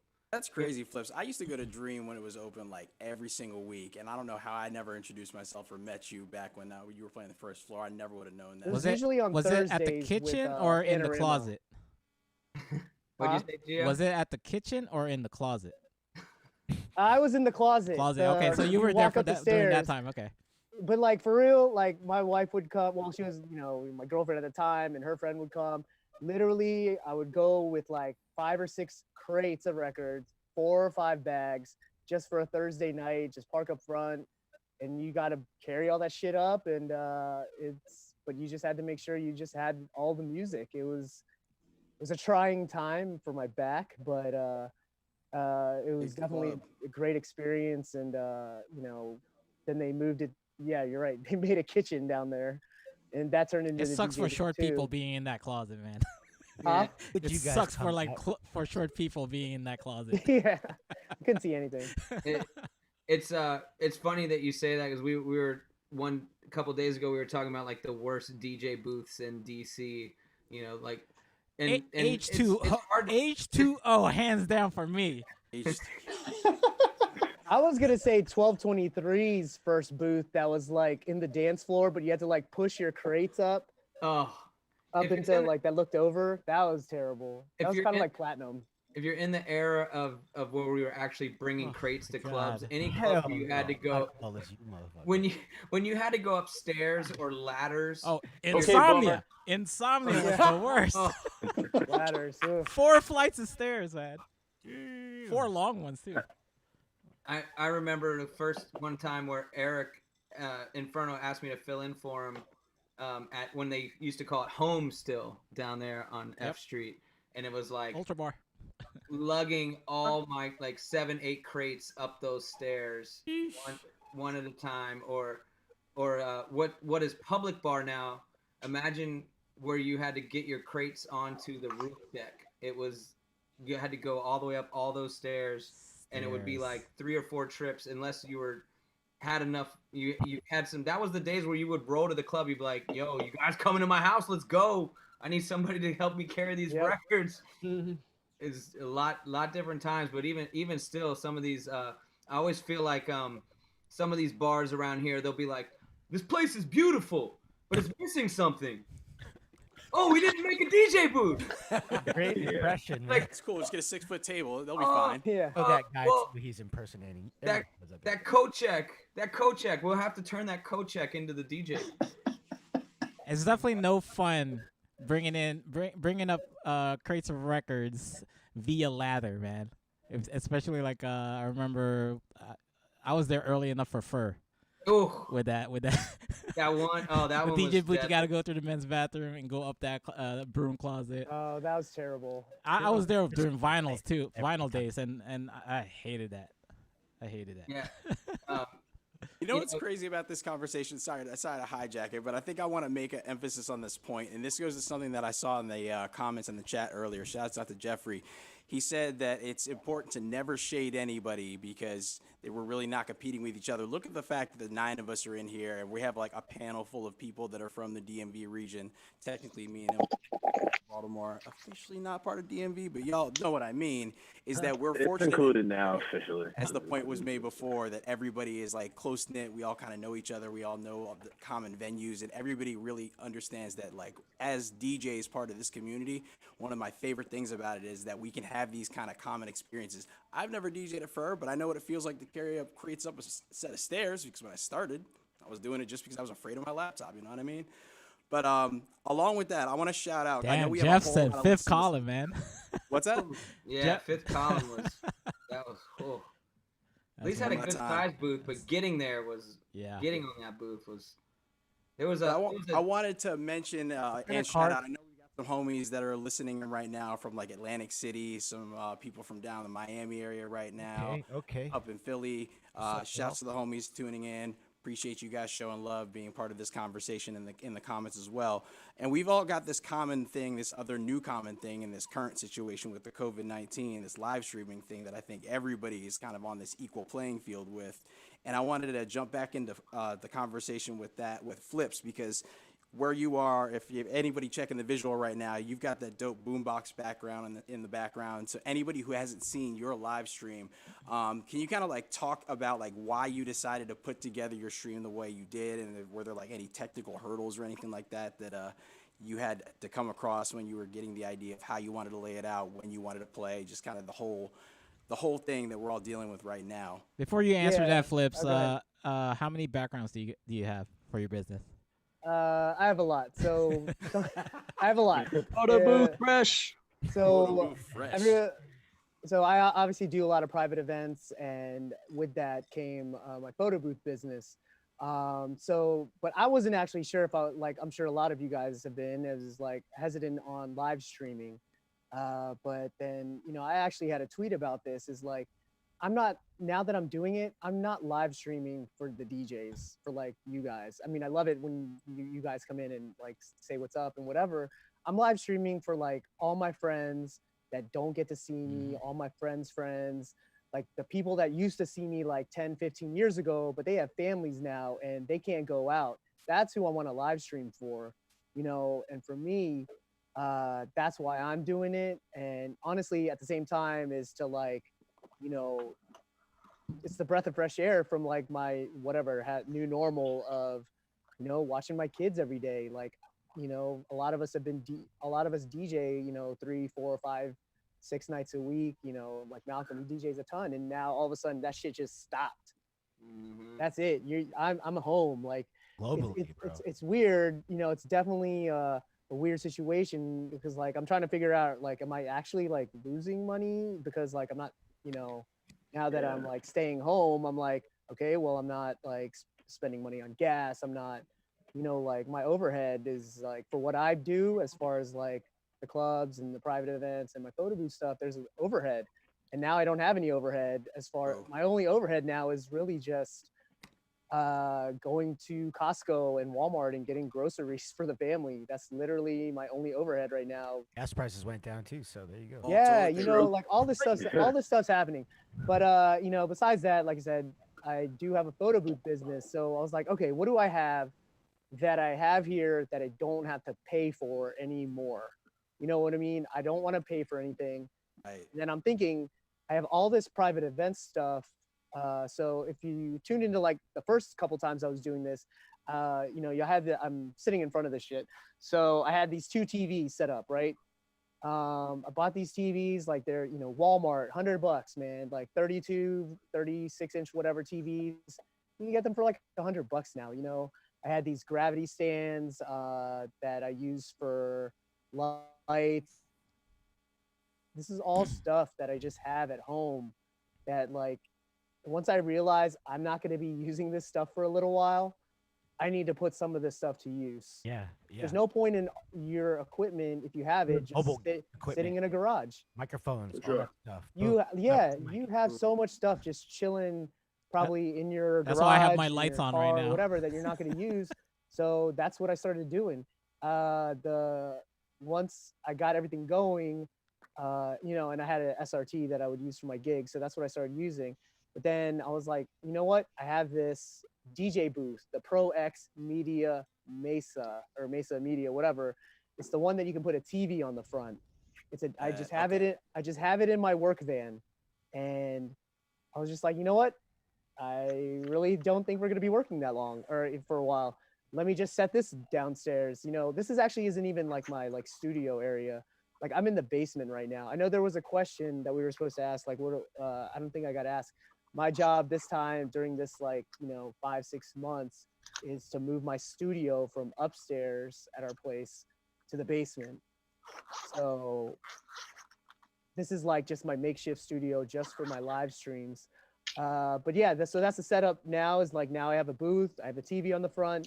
The reason I'm doing videos is for myself is because, we're all live streaming and this is how I want to stand out, for myself.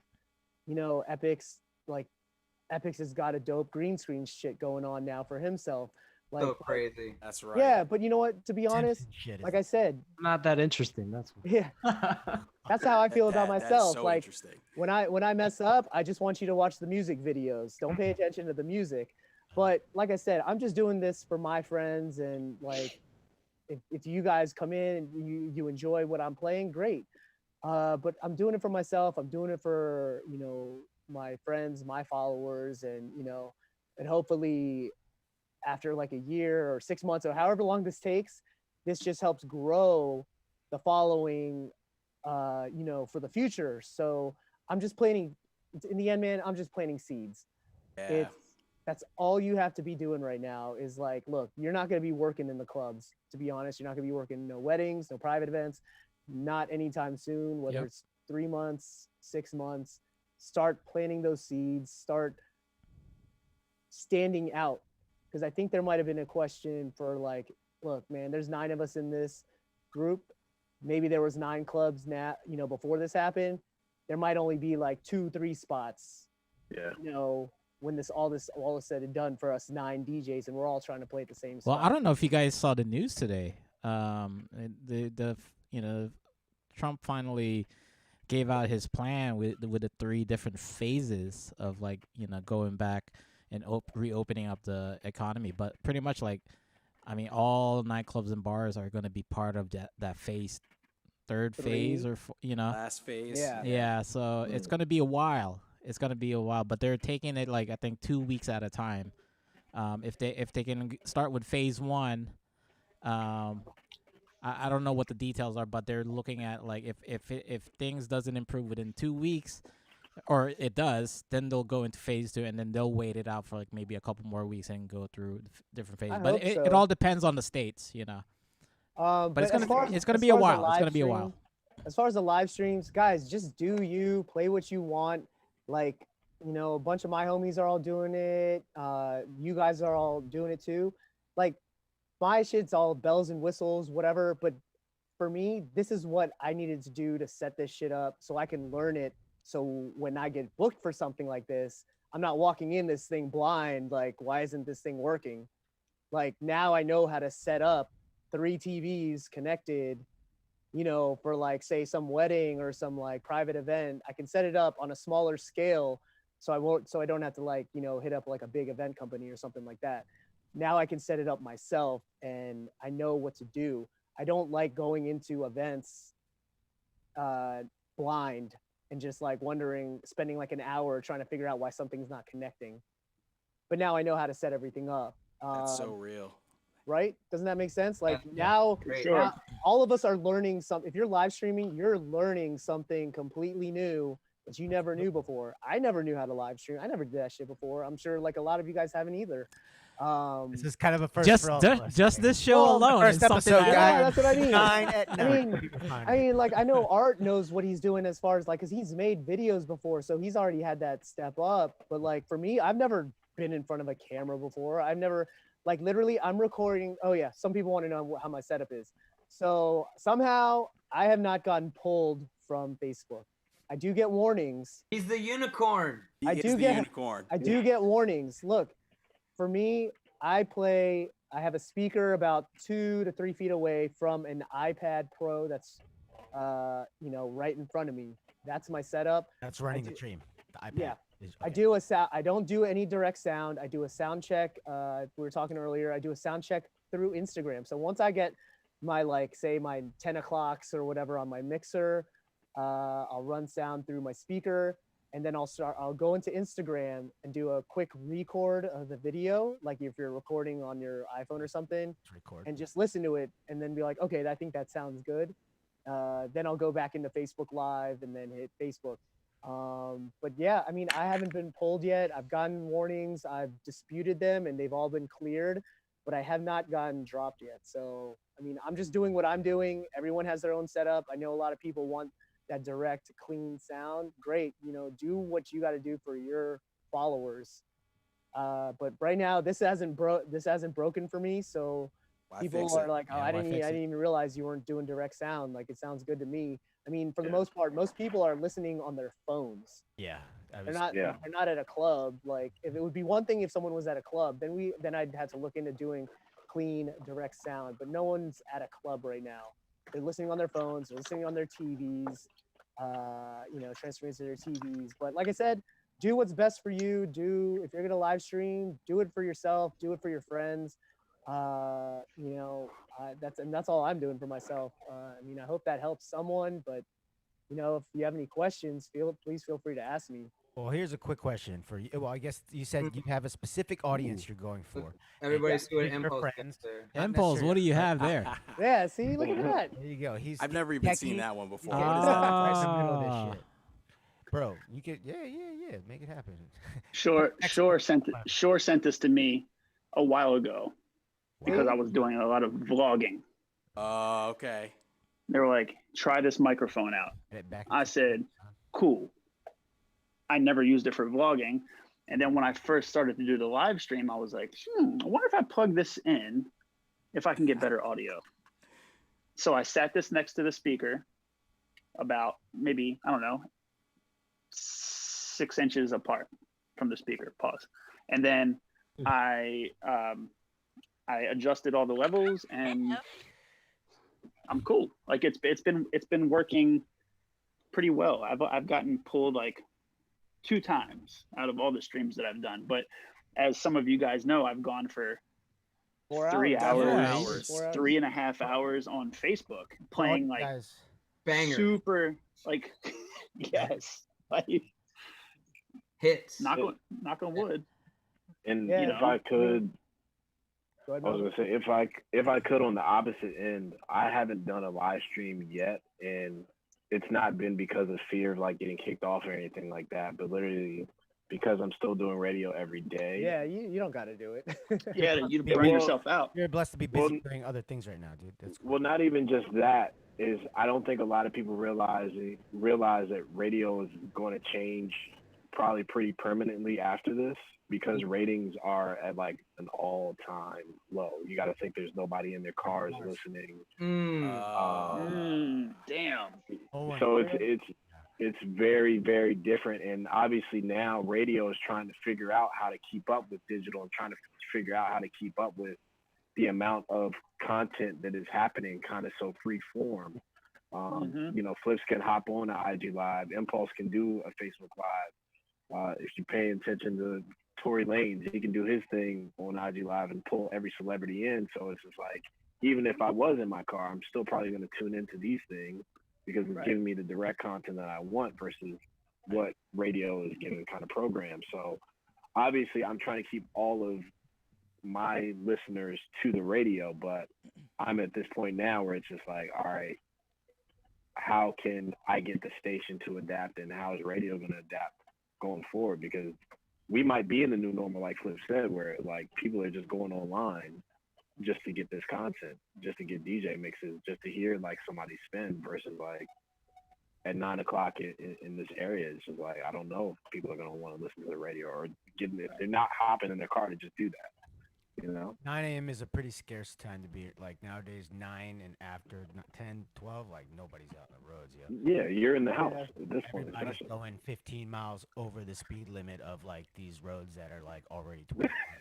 30. Yeah. I'm like, yo, I guess there are no cops, right? That's also like talk radio time too, you know? Yeah. Well, and I wanted to ask you, Malcolm, before this all hit, were they already kind of concerned that they were? I would imagine that radio has been in big trouble for a minute because of all the different Spotify and Pandora or Apple playlists or watching a Mixcloud, SoundCloud, Yeah. XM radio. So obviously it's taken a hit from, like, if you say even just from like early 2000s to now, like it's taken a serious like hit. Now it's, I don't want to say it's on life support, but it's almost on life support. To where if you pay attention, a lot of the major companies, the iHearts, Intercom, CBS, even Radio 1, they've started to try to like peel back their staffing, and they started cutting back DJs and mix shows because they know, all right, there's not people listening, so we don't need to keep all these people on staff. So it could be a real thing that you might see one DJ service like 5 or 6 markets at a time. Yep. Wow. Which will really kill like a lot of local music scenes and a lot of the ability to really have like different sounds between Baltimore and DC. Well, wasn't Quick doing 2 shows between? Quick, he is doing 2 shows, but that's kind of like the beginning of like he's now doing. I think he's doing like 4 other markets now. What? That's DJ Quicksilver for all the listeners out there. Yeah, like it's Quick.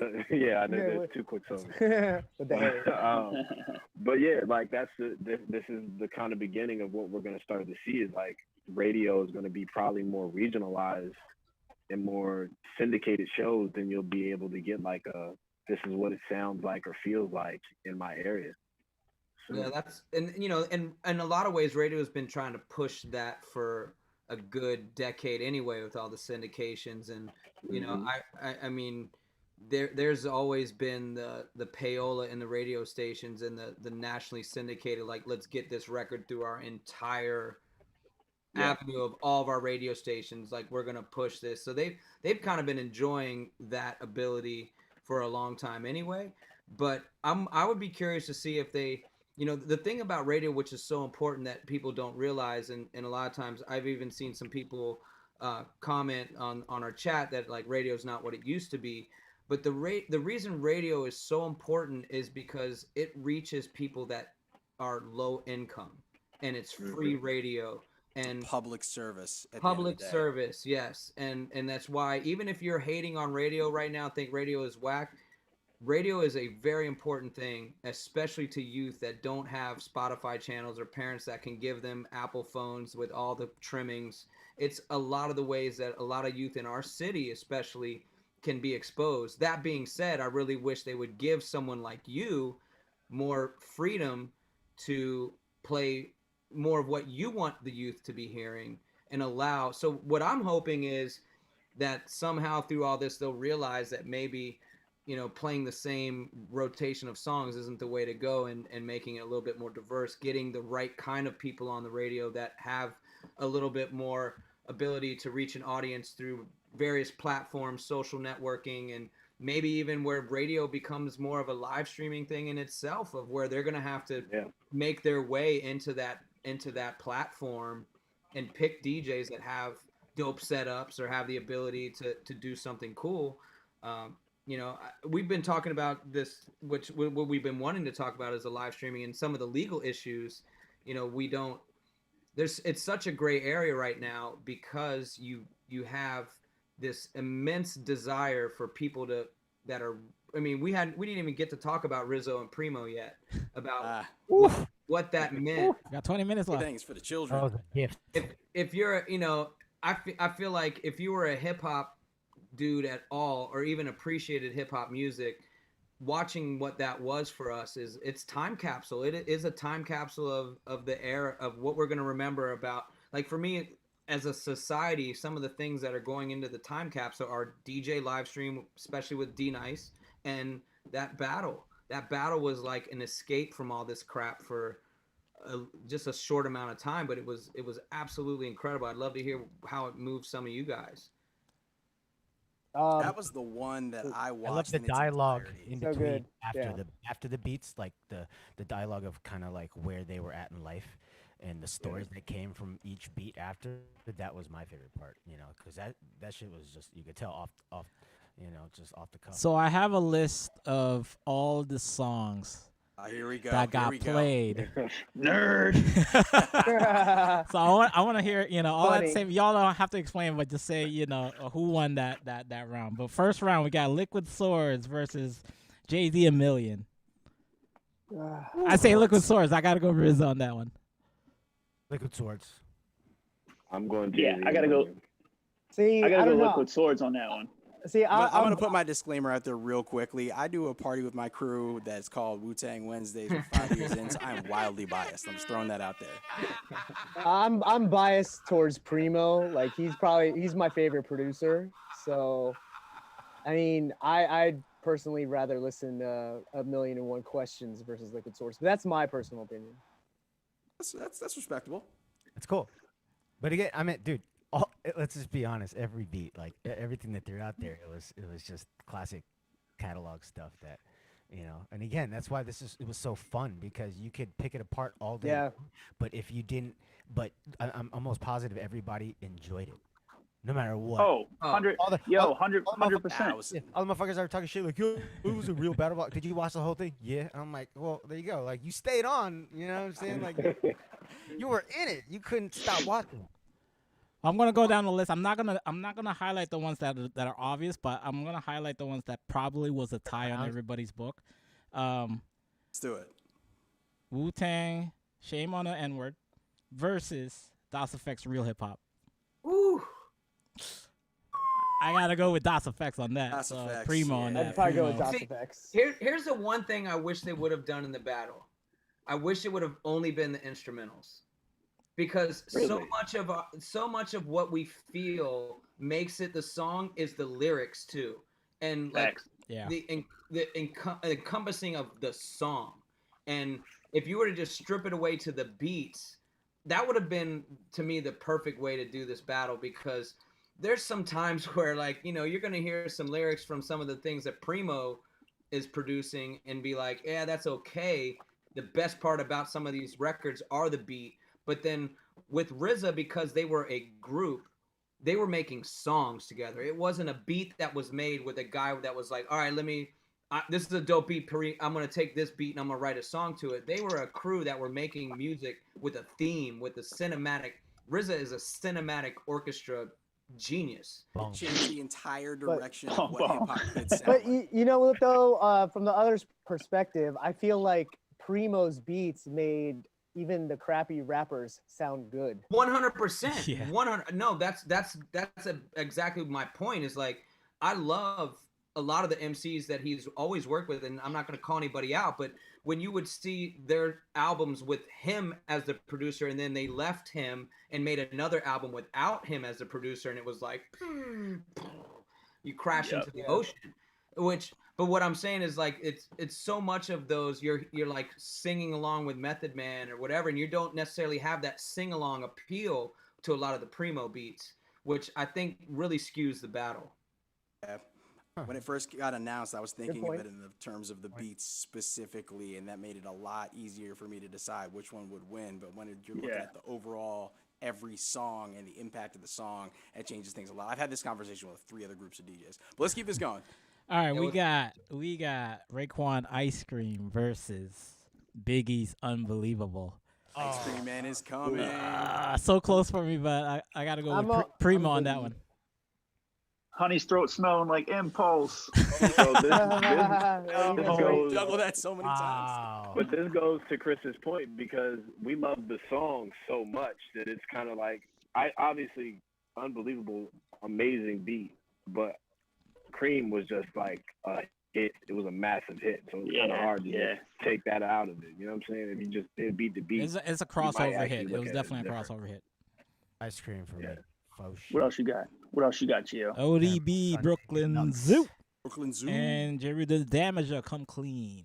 Oh, Oh, Come Clean. I'm that's- sorry. Come Clean's amazing. That's one of the ones where I'm pretty Yeah. straightforward, because Come Clean was one of those things where I don't think a lot of producers at that time were even thinking that you could make a beat out of something so random. Sound of Water. Yeah, I mean, well, shout out to Harry Hodder too, because Harry Hodder has that original record where he sampled that, and there's a Crafty Daggers little promo laying around of a Shout resample. out to Harry Peter. Yeah, but you know that I think Primo was the guy that completely reinvented the way that we even examine sound. Sampling, Perfect. definitely like Perfect. Yeah, the perfect combination of utilizing technology, innovation, and just creativity, were unlike anything we've probably ever seen. And I mean, you know, back then, again, like producers were so limited with their equipment because, like, you know, I remember an S2000, you only had like maybe like 30 seconds of like sampling time, you know, total. Crazy to think about that. But Well, they made it work.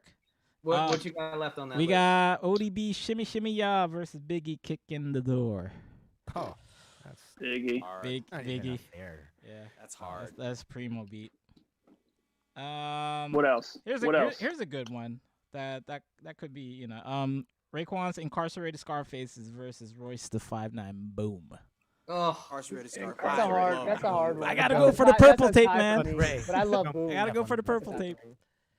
Yo, guys, listen. All of these songs, everybody had a moment in life where these songs came out. So whether you like this song or Yeah. this song, right?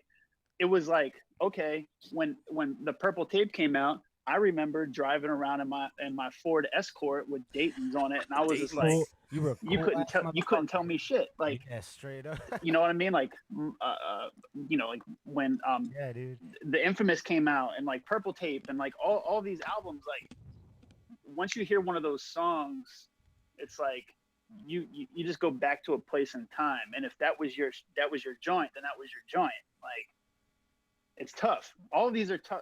It's you know, tough. It's tough. calls, because I remember playing, you know, still to this day, cutting up those in the boom Yep. in the boom joint is like one of my favorite things to do as a DJ. Yep. But if I want to drive around in my car with the windows down in the middle of winter time listening to Incarcerated Scarfaces, it's a whole different Spark vibe. nostalgia Yeah, right there. That's true. I mean, and I think at the end of the day, that's whether you're looking at paintings or photographers or guitarists or drummers, it's really hard to judge art. And even though there is the battle aspect, which hip hop especially, I was talking to my man Wise D, who owns Depth Charge Recordings, and he actually That's really the vibe. does not really like the term battle, because he remembers when, you know, as an MC, as him going to battles, and there were times where people would get shot at a battle. You know, MCs would get destroyed and catch feelings, where I think you don't hear about DJs catching feelings like that, or even B-boys catching feelings like that. But, you know, for a lot of folks, they don't really understand that, like, hip hop, the battle was created out of a way to get away from violence. And when you have all these crews that were trying to kill each other on the street for real, and it was like, no, we're not going to hurt each other anymore. We're going to express ourselves through this culture and art. And then you still call it a battle. Some people kind of get funky about it, but it's really what it boils down to is it's really hard to judge art. It truly is. There's no scientific way to do it. I did have somebody throw a dildo at me one time at a DJ battle. Whoa. I think I remember You that. managed to duck it, or did it come near you? Or is it, Wait a minute. were they a good Was throw? that- Graze. Oh, It was like a light graze. Pause. It was like a light graze. Oh man, they were really being, you know what? I think I know who this was. He has since perished, but Yeah. Oh my gosh. but Okay. but yeah, it was him. Okay, damn, I know who you're talking about now. All right, Man, rest in peace. you know, hopefully we'll see a few more of these things, but in general, I definitely think we were all so blessed to have those small windows. I was saying it before. It's like, you know, who me, do you that think was is going to like be the next one? That was Shawshank Redemption, man. For real. That was like Andy going into locking the police officer in the John and like playing Mozart over the speakers for everybody for a few minutes to forget they were in jail. You know, and that's really what we are. We're in jail right now to a degree. Yeah. And like if you have a few moments to just find pure joy, it's such a gift. And a lot, you know, there's a lot of us out here that are struggling to find joy, whether, you know, Sure. it's in your, you know, stress of your life or joy. finances, and yeah, man, finding joy. So thank you, Premier, and thank you, Riza, for giving us joy. That was. I mean, Can't wait to see part 2. We could say so many things, but at the end of it, that was Yeah, they didn't play a lot. New York, whatever it was, the New York sound has gone global with that genre of music, and yeah, like if you never been to New York, especially maybe at least 20 years ago, you listen to this stuff and it'll put you right in the center of that shit, Yeah, man, I think you know, to kind of move on to our last topic of the night, which is interesting that you said that, is like, how is music going to change? Are the, you know, I think it's even kind of been changing anyway with the TikTok, and I just know from having an impulse. You and I were talking about this a while. Like the younger TikTok. I need to get younger, a TikTok. I don't have TikTok, but I hear what my daughter tells me what's happening on TikTok, and like I was surprised at some of the music that this younger generation, especially like the 15 and under generation, are really getting down on some classic music and on some good music. Sure. And it's partly through, honestly, through TikTok or through movie soundtracks. Gio and I talk about that all the time. Well, do you think live streaming, you know, DJs live streaming right now? Because like you know, most of the time, like I'm looking at through everybody's live streaming, it's all classic music. You know, everybody's going to in the '90s, hip hop, that sort of thing. Do you think there's gonna be, you know, once we all get back, do you think there's going to be a reset button that's going to be hit and like everybody's going to be hip to what all the DJs like? Yeah. What do you think, Malcolm? I was going to say, I think D Nice kind of like set the tone, because a lot of the comments that people were having, you know, post his first major IG live was, he didn't just go in and just play the normal set. He played, you know, everything from the 70s, 80s. And then he got, you know, once he got to like a certain number, he might have started playing more recent records, or playing, you know, probably at that point, labels had probably figured out, oh, this guy has a ton of eyes on him. Let's get this new record that nobody's ever heard of in here for him to play it. Because I think it was like a Childish Gambino record that he just all of a sudden threw out there. Hey, the BPM was right. Yeah, the BPM is right. But I do think that people will actually slow down and hopefully maybe let DJs take them on a ride, you know, versus like, I need to hear this Drake record right now as soon as I walked in at 10 p.m. Maybe we can get, you know, back to a place where people are slowing down the requests and letting the DJ do their thing. I think on a just DJ, rolled my eyes thinking about like that for an person. artist, I think a lot of people are trying to find their sound. Like even for me, like I think a lot of people coming out of this are gonna, I've been experimenting with different genres and trying to find like what they kind of groove with. I think like before we were all put down into quarantine with all of this.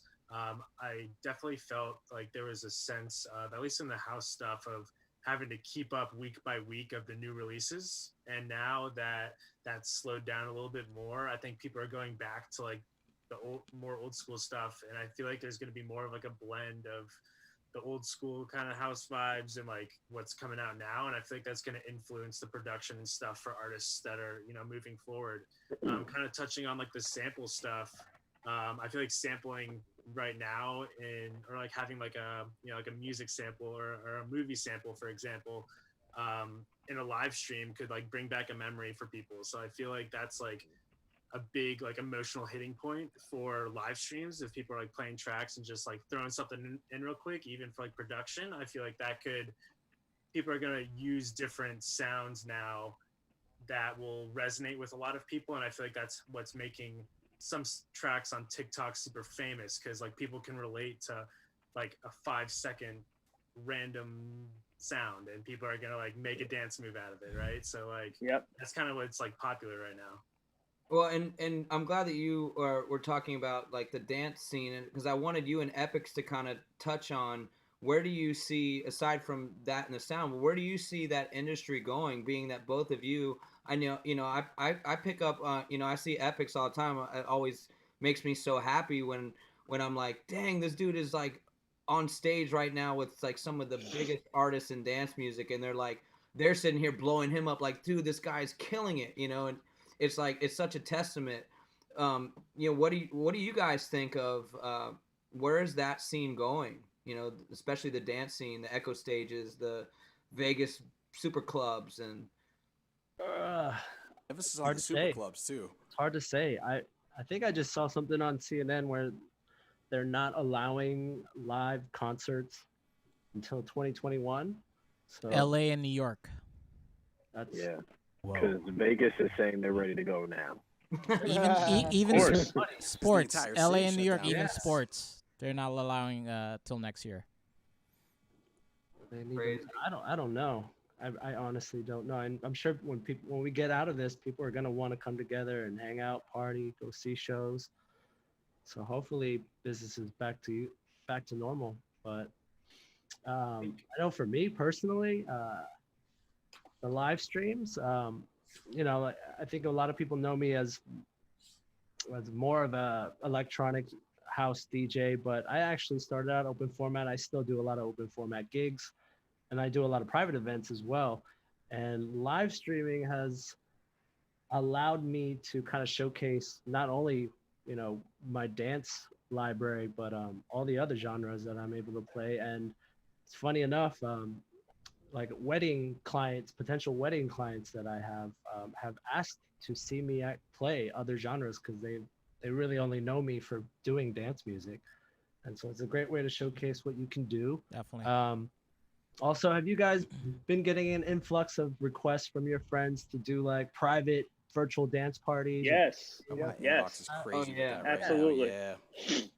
I've been getting a lot more of those, and it's just another reason to do the live streams. Not, if not just for yourself to do something. Actually, the first time I live stream, I actually did it privately. It's like a lot of my close friends and family were asking. It's like, when are you going to live stream? And I'm like, I want to do it just like for you guys, So I did it privately through Twitch, and that went great. Twitch was awesome. It's funny. I never got that invite. Yes. Bong bong.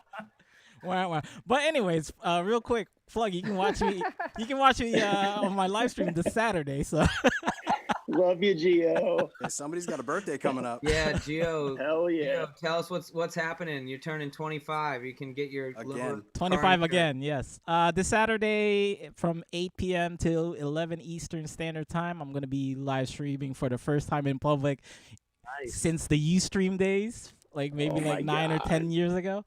But I'm gonna live stream for my birthday, but I'm gonna do this for a good cause. I'm working with an awesome nonprofit organization locally in the DMV area called Me and You in the city. So basically, the thing that like really got to me is like, a lot of these low income families are, they're really relying on the school system to provide, like school lunches, breakfast, food for their kids. But now, they're having a hard time doing that. So what's great about this nonprofit, they actually work with a whole bunch of schools already, and they're there like providing food, groceries, and supplies for all these needy families. So come through 8 p.m. to 11. I'm streaming it through Beat Refinery and also through my Facebook page. Just look it up, DJ Geometrix, and then donate what you can, use some of that stimulus check, to help other families out there. So, I'm hoping we're gonna raise a lot of money for a good cause. So, just that my birthday's this weekend, so just do that for me. That's your birthday gift to me. Just contribute. That's what's up, man. Yes. Happy early birthday. Make sure you drop in the chat if you can drop the charity so that we, people can see what the website and all the amazing stuff they're doing over there. It's awesome, man. Like the Gio sent me the links and told me about it, and I was like blown away. And it, being probably one of the only people on this panel that actually physically lives in the district. Maybe Malcolm, you might too, but I know I'm actually here in the district, and I see some of these kids all the time that that it's the school system that really made sure that they got fed and taken care of. Toothbrushes, very underappreciated. Yeah, so it's like it's such a great cause. I'm so happy that you've chosen them, and looking forward to all of us being able to help them any way we can. Keenan, what you said that with new androids, can you give us a little bit about what they're doing, what you got going on, and like how they're kind of looking to? Shout out to Nathan, Brad; those guys are old homies. What are they looking to do after? What's the plan?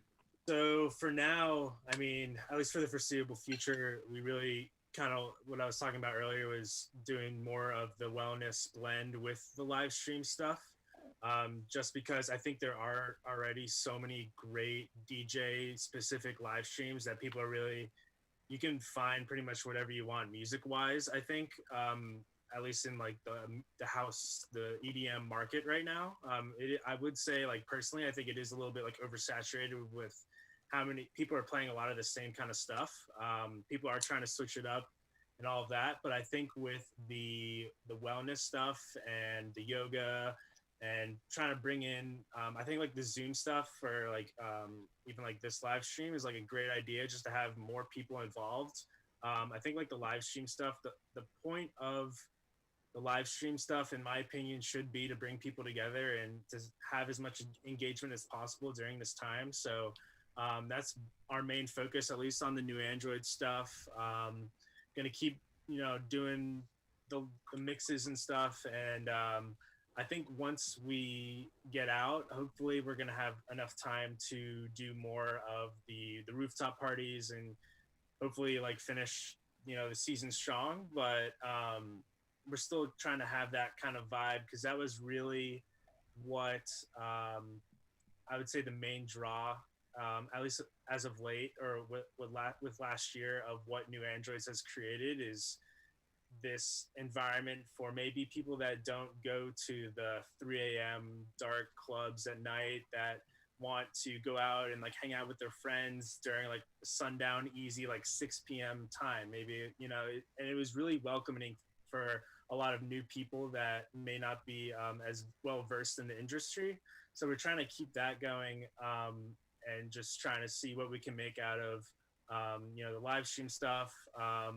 I think we're also looking to focus on doing like some Spotify playlists, doing like takeovers with like some of our local artists. So, having someone from one week, even if they don't have time to do a set, like putting a couple tracks together on Spotify, just to have people up to date with artists that may be coming in the future, or who we had scheduled, at least through, like the March to July time period, just to give people an idea of like what's to come. I think just having people continuously engaged is super important now, because people could just drop off and kind of forget about what you're doing, because a lot of people that aren't doing the live stream stuff, including new Androids, I feel like are looking for something to have people involved. Even with like a Discord channel or like the Zoom meeting stuff, I think that's like super important and awesome that you guys are doing something like this. Awesome. Anybody else? Oh. Hey. Whoa. Remix. There's a Drop plug. the beat. There's a plug for Zoom. Did anybody else have anything that they wanted to talk about, special projects or anything you want to promote before we sign off here? Or any new hobbies you're starting off with? Yeah, real quick, I actually be doing my first live stream next Saturday. Nice.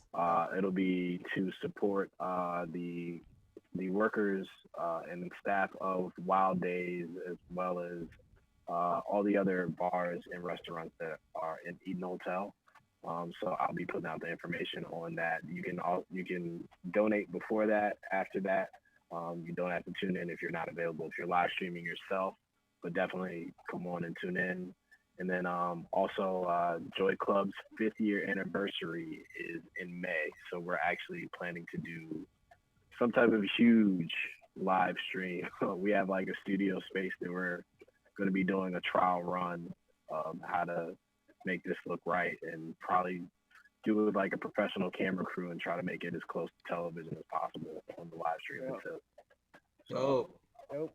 Oh yeah. yeah, and you know, I definitely. We lost as one, but we Malcolm, you know, we've been talking about, and we've had a lot of the DJs that have come on here in the chats ask about, you know, even in other weeks where we're just kind of shooting it out and just talking and vibing, you know, a lot of young DJs kind of want to know, like, how do I get started, or how do I get to a promoter? And I think you're in a unique scenario where you're not only a promoter, but you're also a DJ, and you know how to throw parties, which if you're a younger DJ, you absolutely should be throwing your own parties, because you have the audience to get yourself out. Before I was even really known as a DJ, I threw parties, because when you're young, you've got all your friends. As you get older, it becomes a little harder to be that promoter type. And you know, I appreciate you doing that, and I think, you know, it would be a great another week discussions for another time. A lot of people have been asking if we can get a bunch of promoters on here, so that the DJs can really ask some of the promoters like what they look for in getting a mix, or how they want to be approached, or what are the things they're looking to hear from. And so it'd be good to have you on there on that one. I would love to come back to that conversation.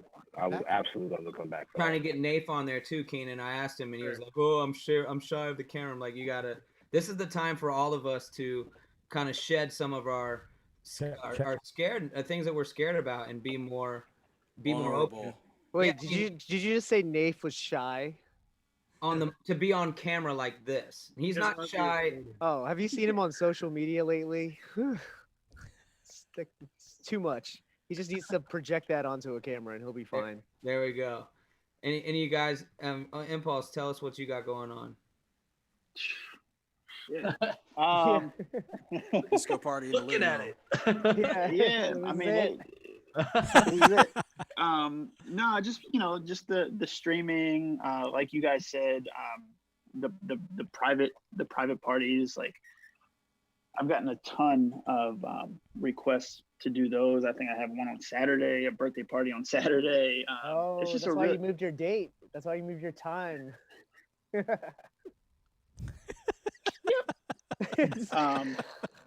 But I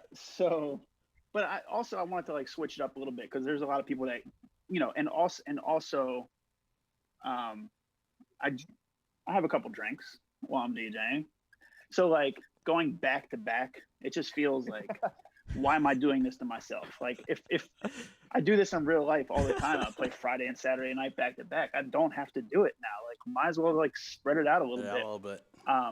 But I also am only doing two nights a week. That's it. Like, I don't want to, you know, spread myself too thin. I don't want to make people feel like they need to watch me. So, you know, that's kind of how I've been doing it. I just don't want to wear myself out. You know what I mean? Like Malcolm said, you know, it feels good to just be in bed, or just relaxing, or spending time with my wife, or catching up on Netflix, or whatever it is. So that's kind of how I'm carrying it. And then just working on like video projects. We were mid shoot for a reality show that was being pitched to Vice. So that has been a weird thing, because all of the episodes are already filmed and being edited during happier times, and now we have to kind of send these videos in to the film crew for them to edit on how we're coping with everything that's happening right now. So it's a weird time, but I'm glad to see, you know, all of you guys. Shit like this is dope, and just to see everybody staying creative, and I also think that once we get out of this with all of the live streaming and you know, staying creative, that once we get out of this, we're going to have that much more of an audience, because right now people don't have the opportunity. You can't go anywhere. So people are dialed in. They want to see what we're doing, and other people are sharing it. So there's a lot of people that, you know, when I woke up on my first live stream on Facebook, I think I had like 700 people in the live stream. What time was that? When I woke, that was. What time do you go on for that one? 8 o'clock p.m. 8 o'clock p.m. Okay. Yep, I went on 8 o'clock p.m. and that was on a Friday. It was my first one. Friday. And then I woke up the next morning and I had over 1,000 friend requests on Facebook. Wow. Damn. Because I didn't realize that there were so many people starting separate watch parties, and then they were in mine and then sharing it. Like it was bugged out, and Wow. and I was like, this is crazy. Like I'm in this my is, living room. Oh. yeah, I'm in my living room, and that was before I even like dialed everything in. That was before I got these amazing lights. Yeah. You know what I mean? Like, look at, I'm zoning out on those right now. take I was this, just watching Phlipz. them too. I was like, is that a wave? What is that? I was zoning out on that. I'm not gonna lie. Epic. So that out. See how you get it. But seeing like Phlipz and Epics, and like the way you guys are doing it and having these, like, I mean, like that's what you have to do. You have to step your shit up. Like it can't just be regular. You know what I mean? Like all of you guys are doing, you know, amazing shit. So because this is our brand, like you have to make it look as best as possible, because once we come out of this, people are going to be like, oh shit, Phlipz has 17 TVs. Like I need to book this dude, and he's amazing, and he's a great DJ. Like all of you guys have your niche, which is dope. So that's, sorry if I'm rambling, but I just want to. No, it's right. You know, like that. You guys have to be ready. Exactly. You have to be ready, because when we do come out of this, and we will, it's not going to be for a minute. It's going to be a slow roll, but being able, you're going to have that many more people looking at you now. Like, and I'm more comfortable talking on a microphone now than ever. You know what I mean? Yeah. So I never used to do that. Never. Like you guys have never seen me on a microphone. Yeah. But now it's like I'm dropping the Let's music go. down every like it's now it just feels comfortable to me. So, and coming from what I was talking about at the beginning of having performance anxiety, this whole streaming thing, like I know that there's 600 people in front of you in person, as 600 people like virtually is two different things, but I felt more comfortable doing that, which is going to help me coming out of this be more comfortable talking to people and engaging with the crowd. So Yeah, man. Getting those reps in the gym, getting ready for the real thing.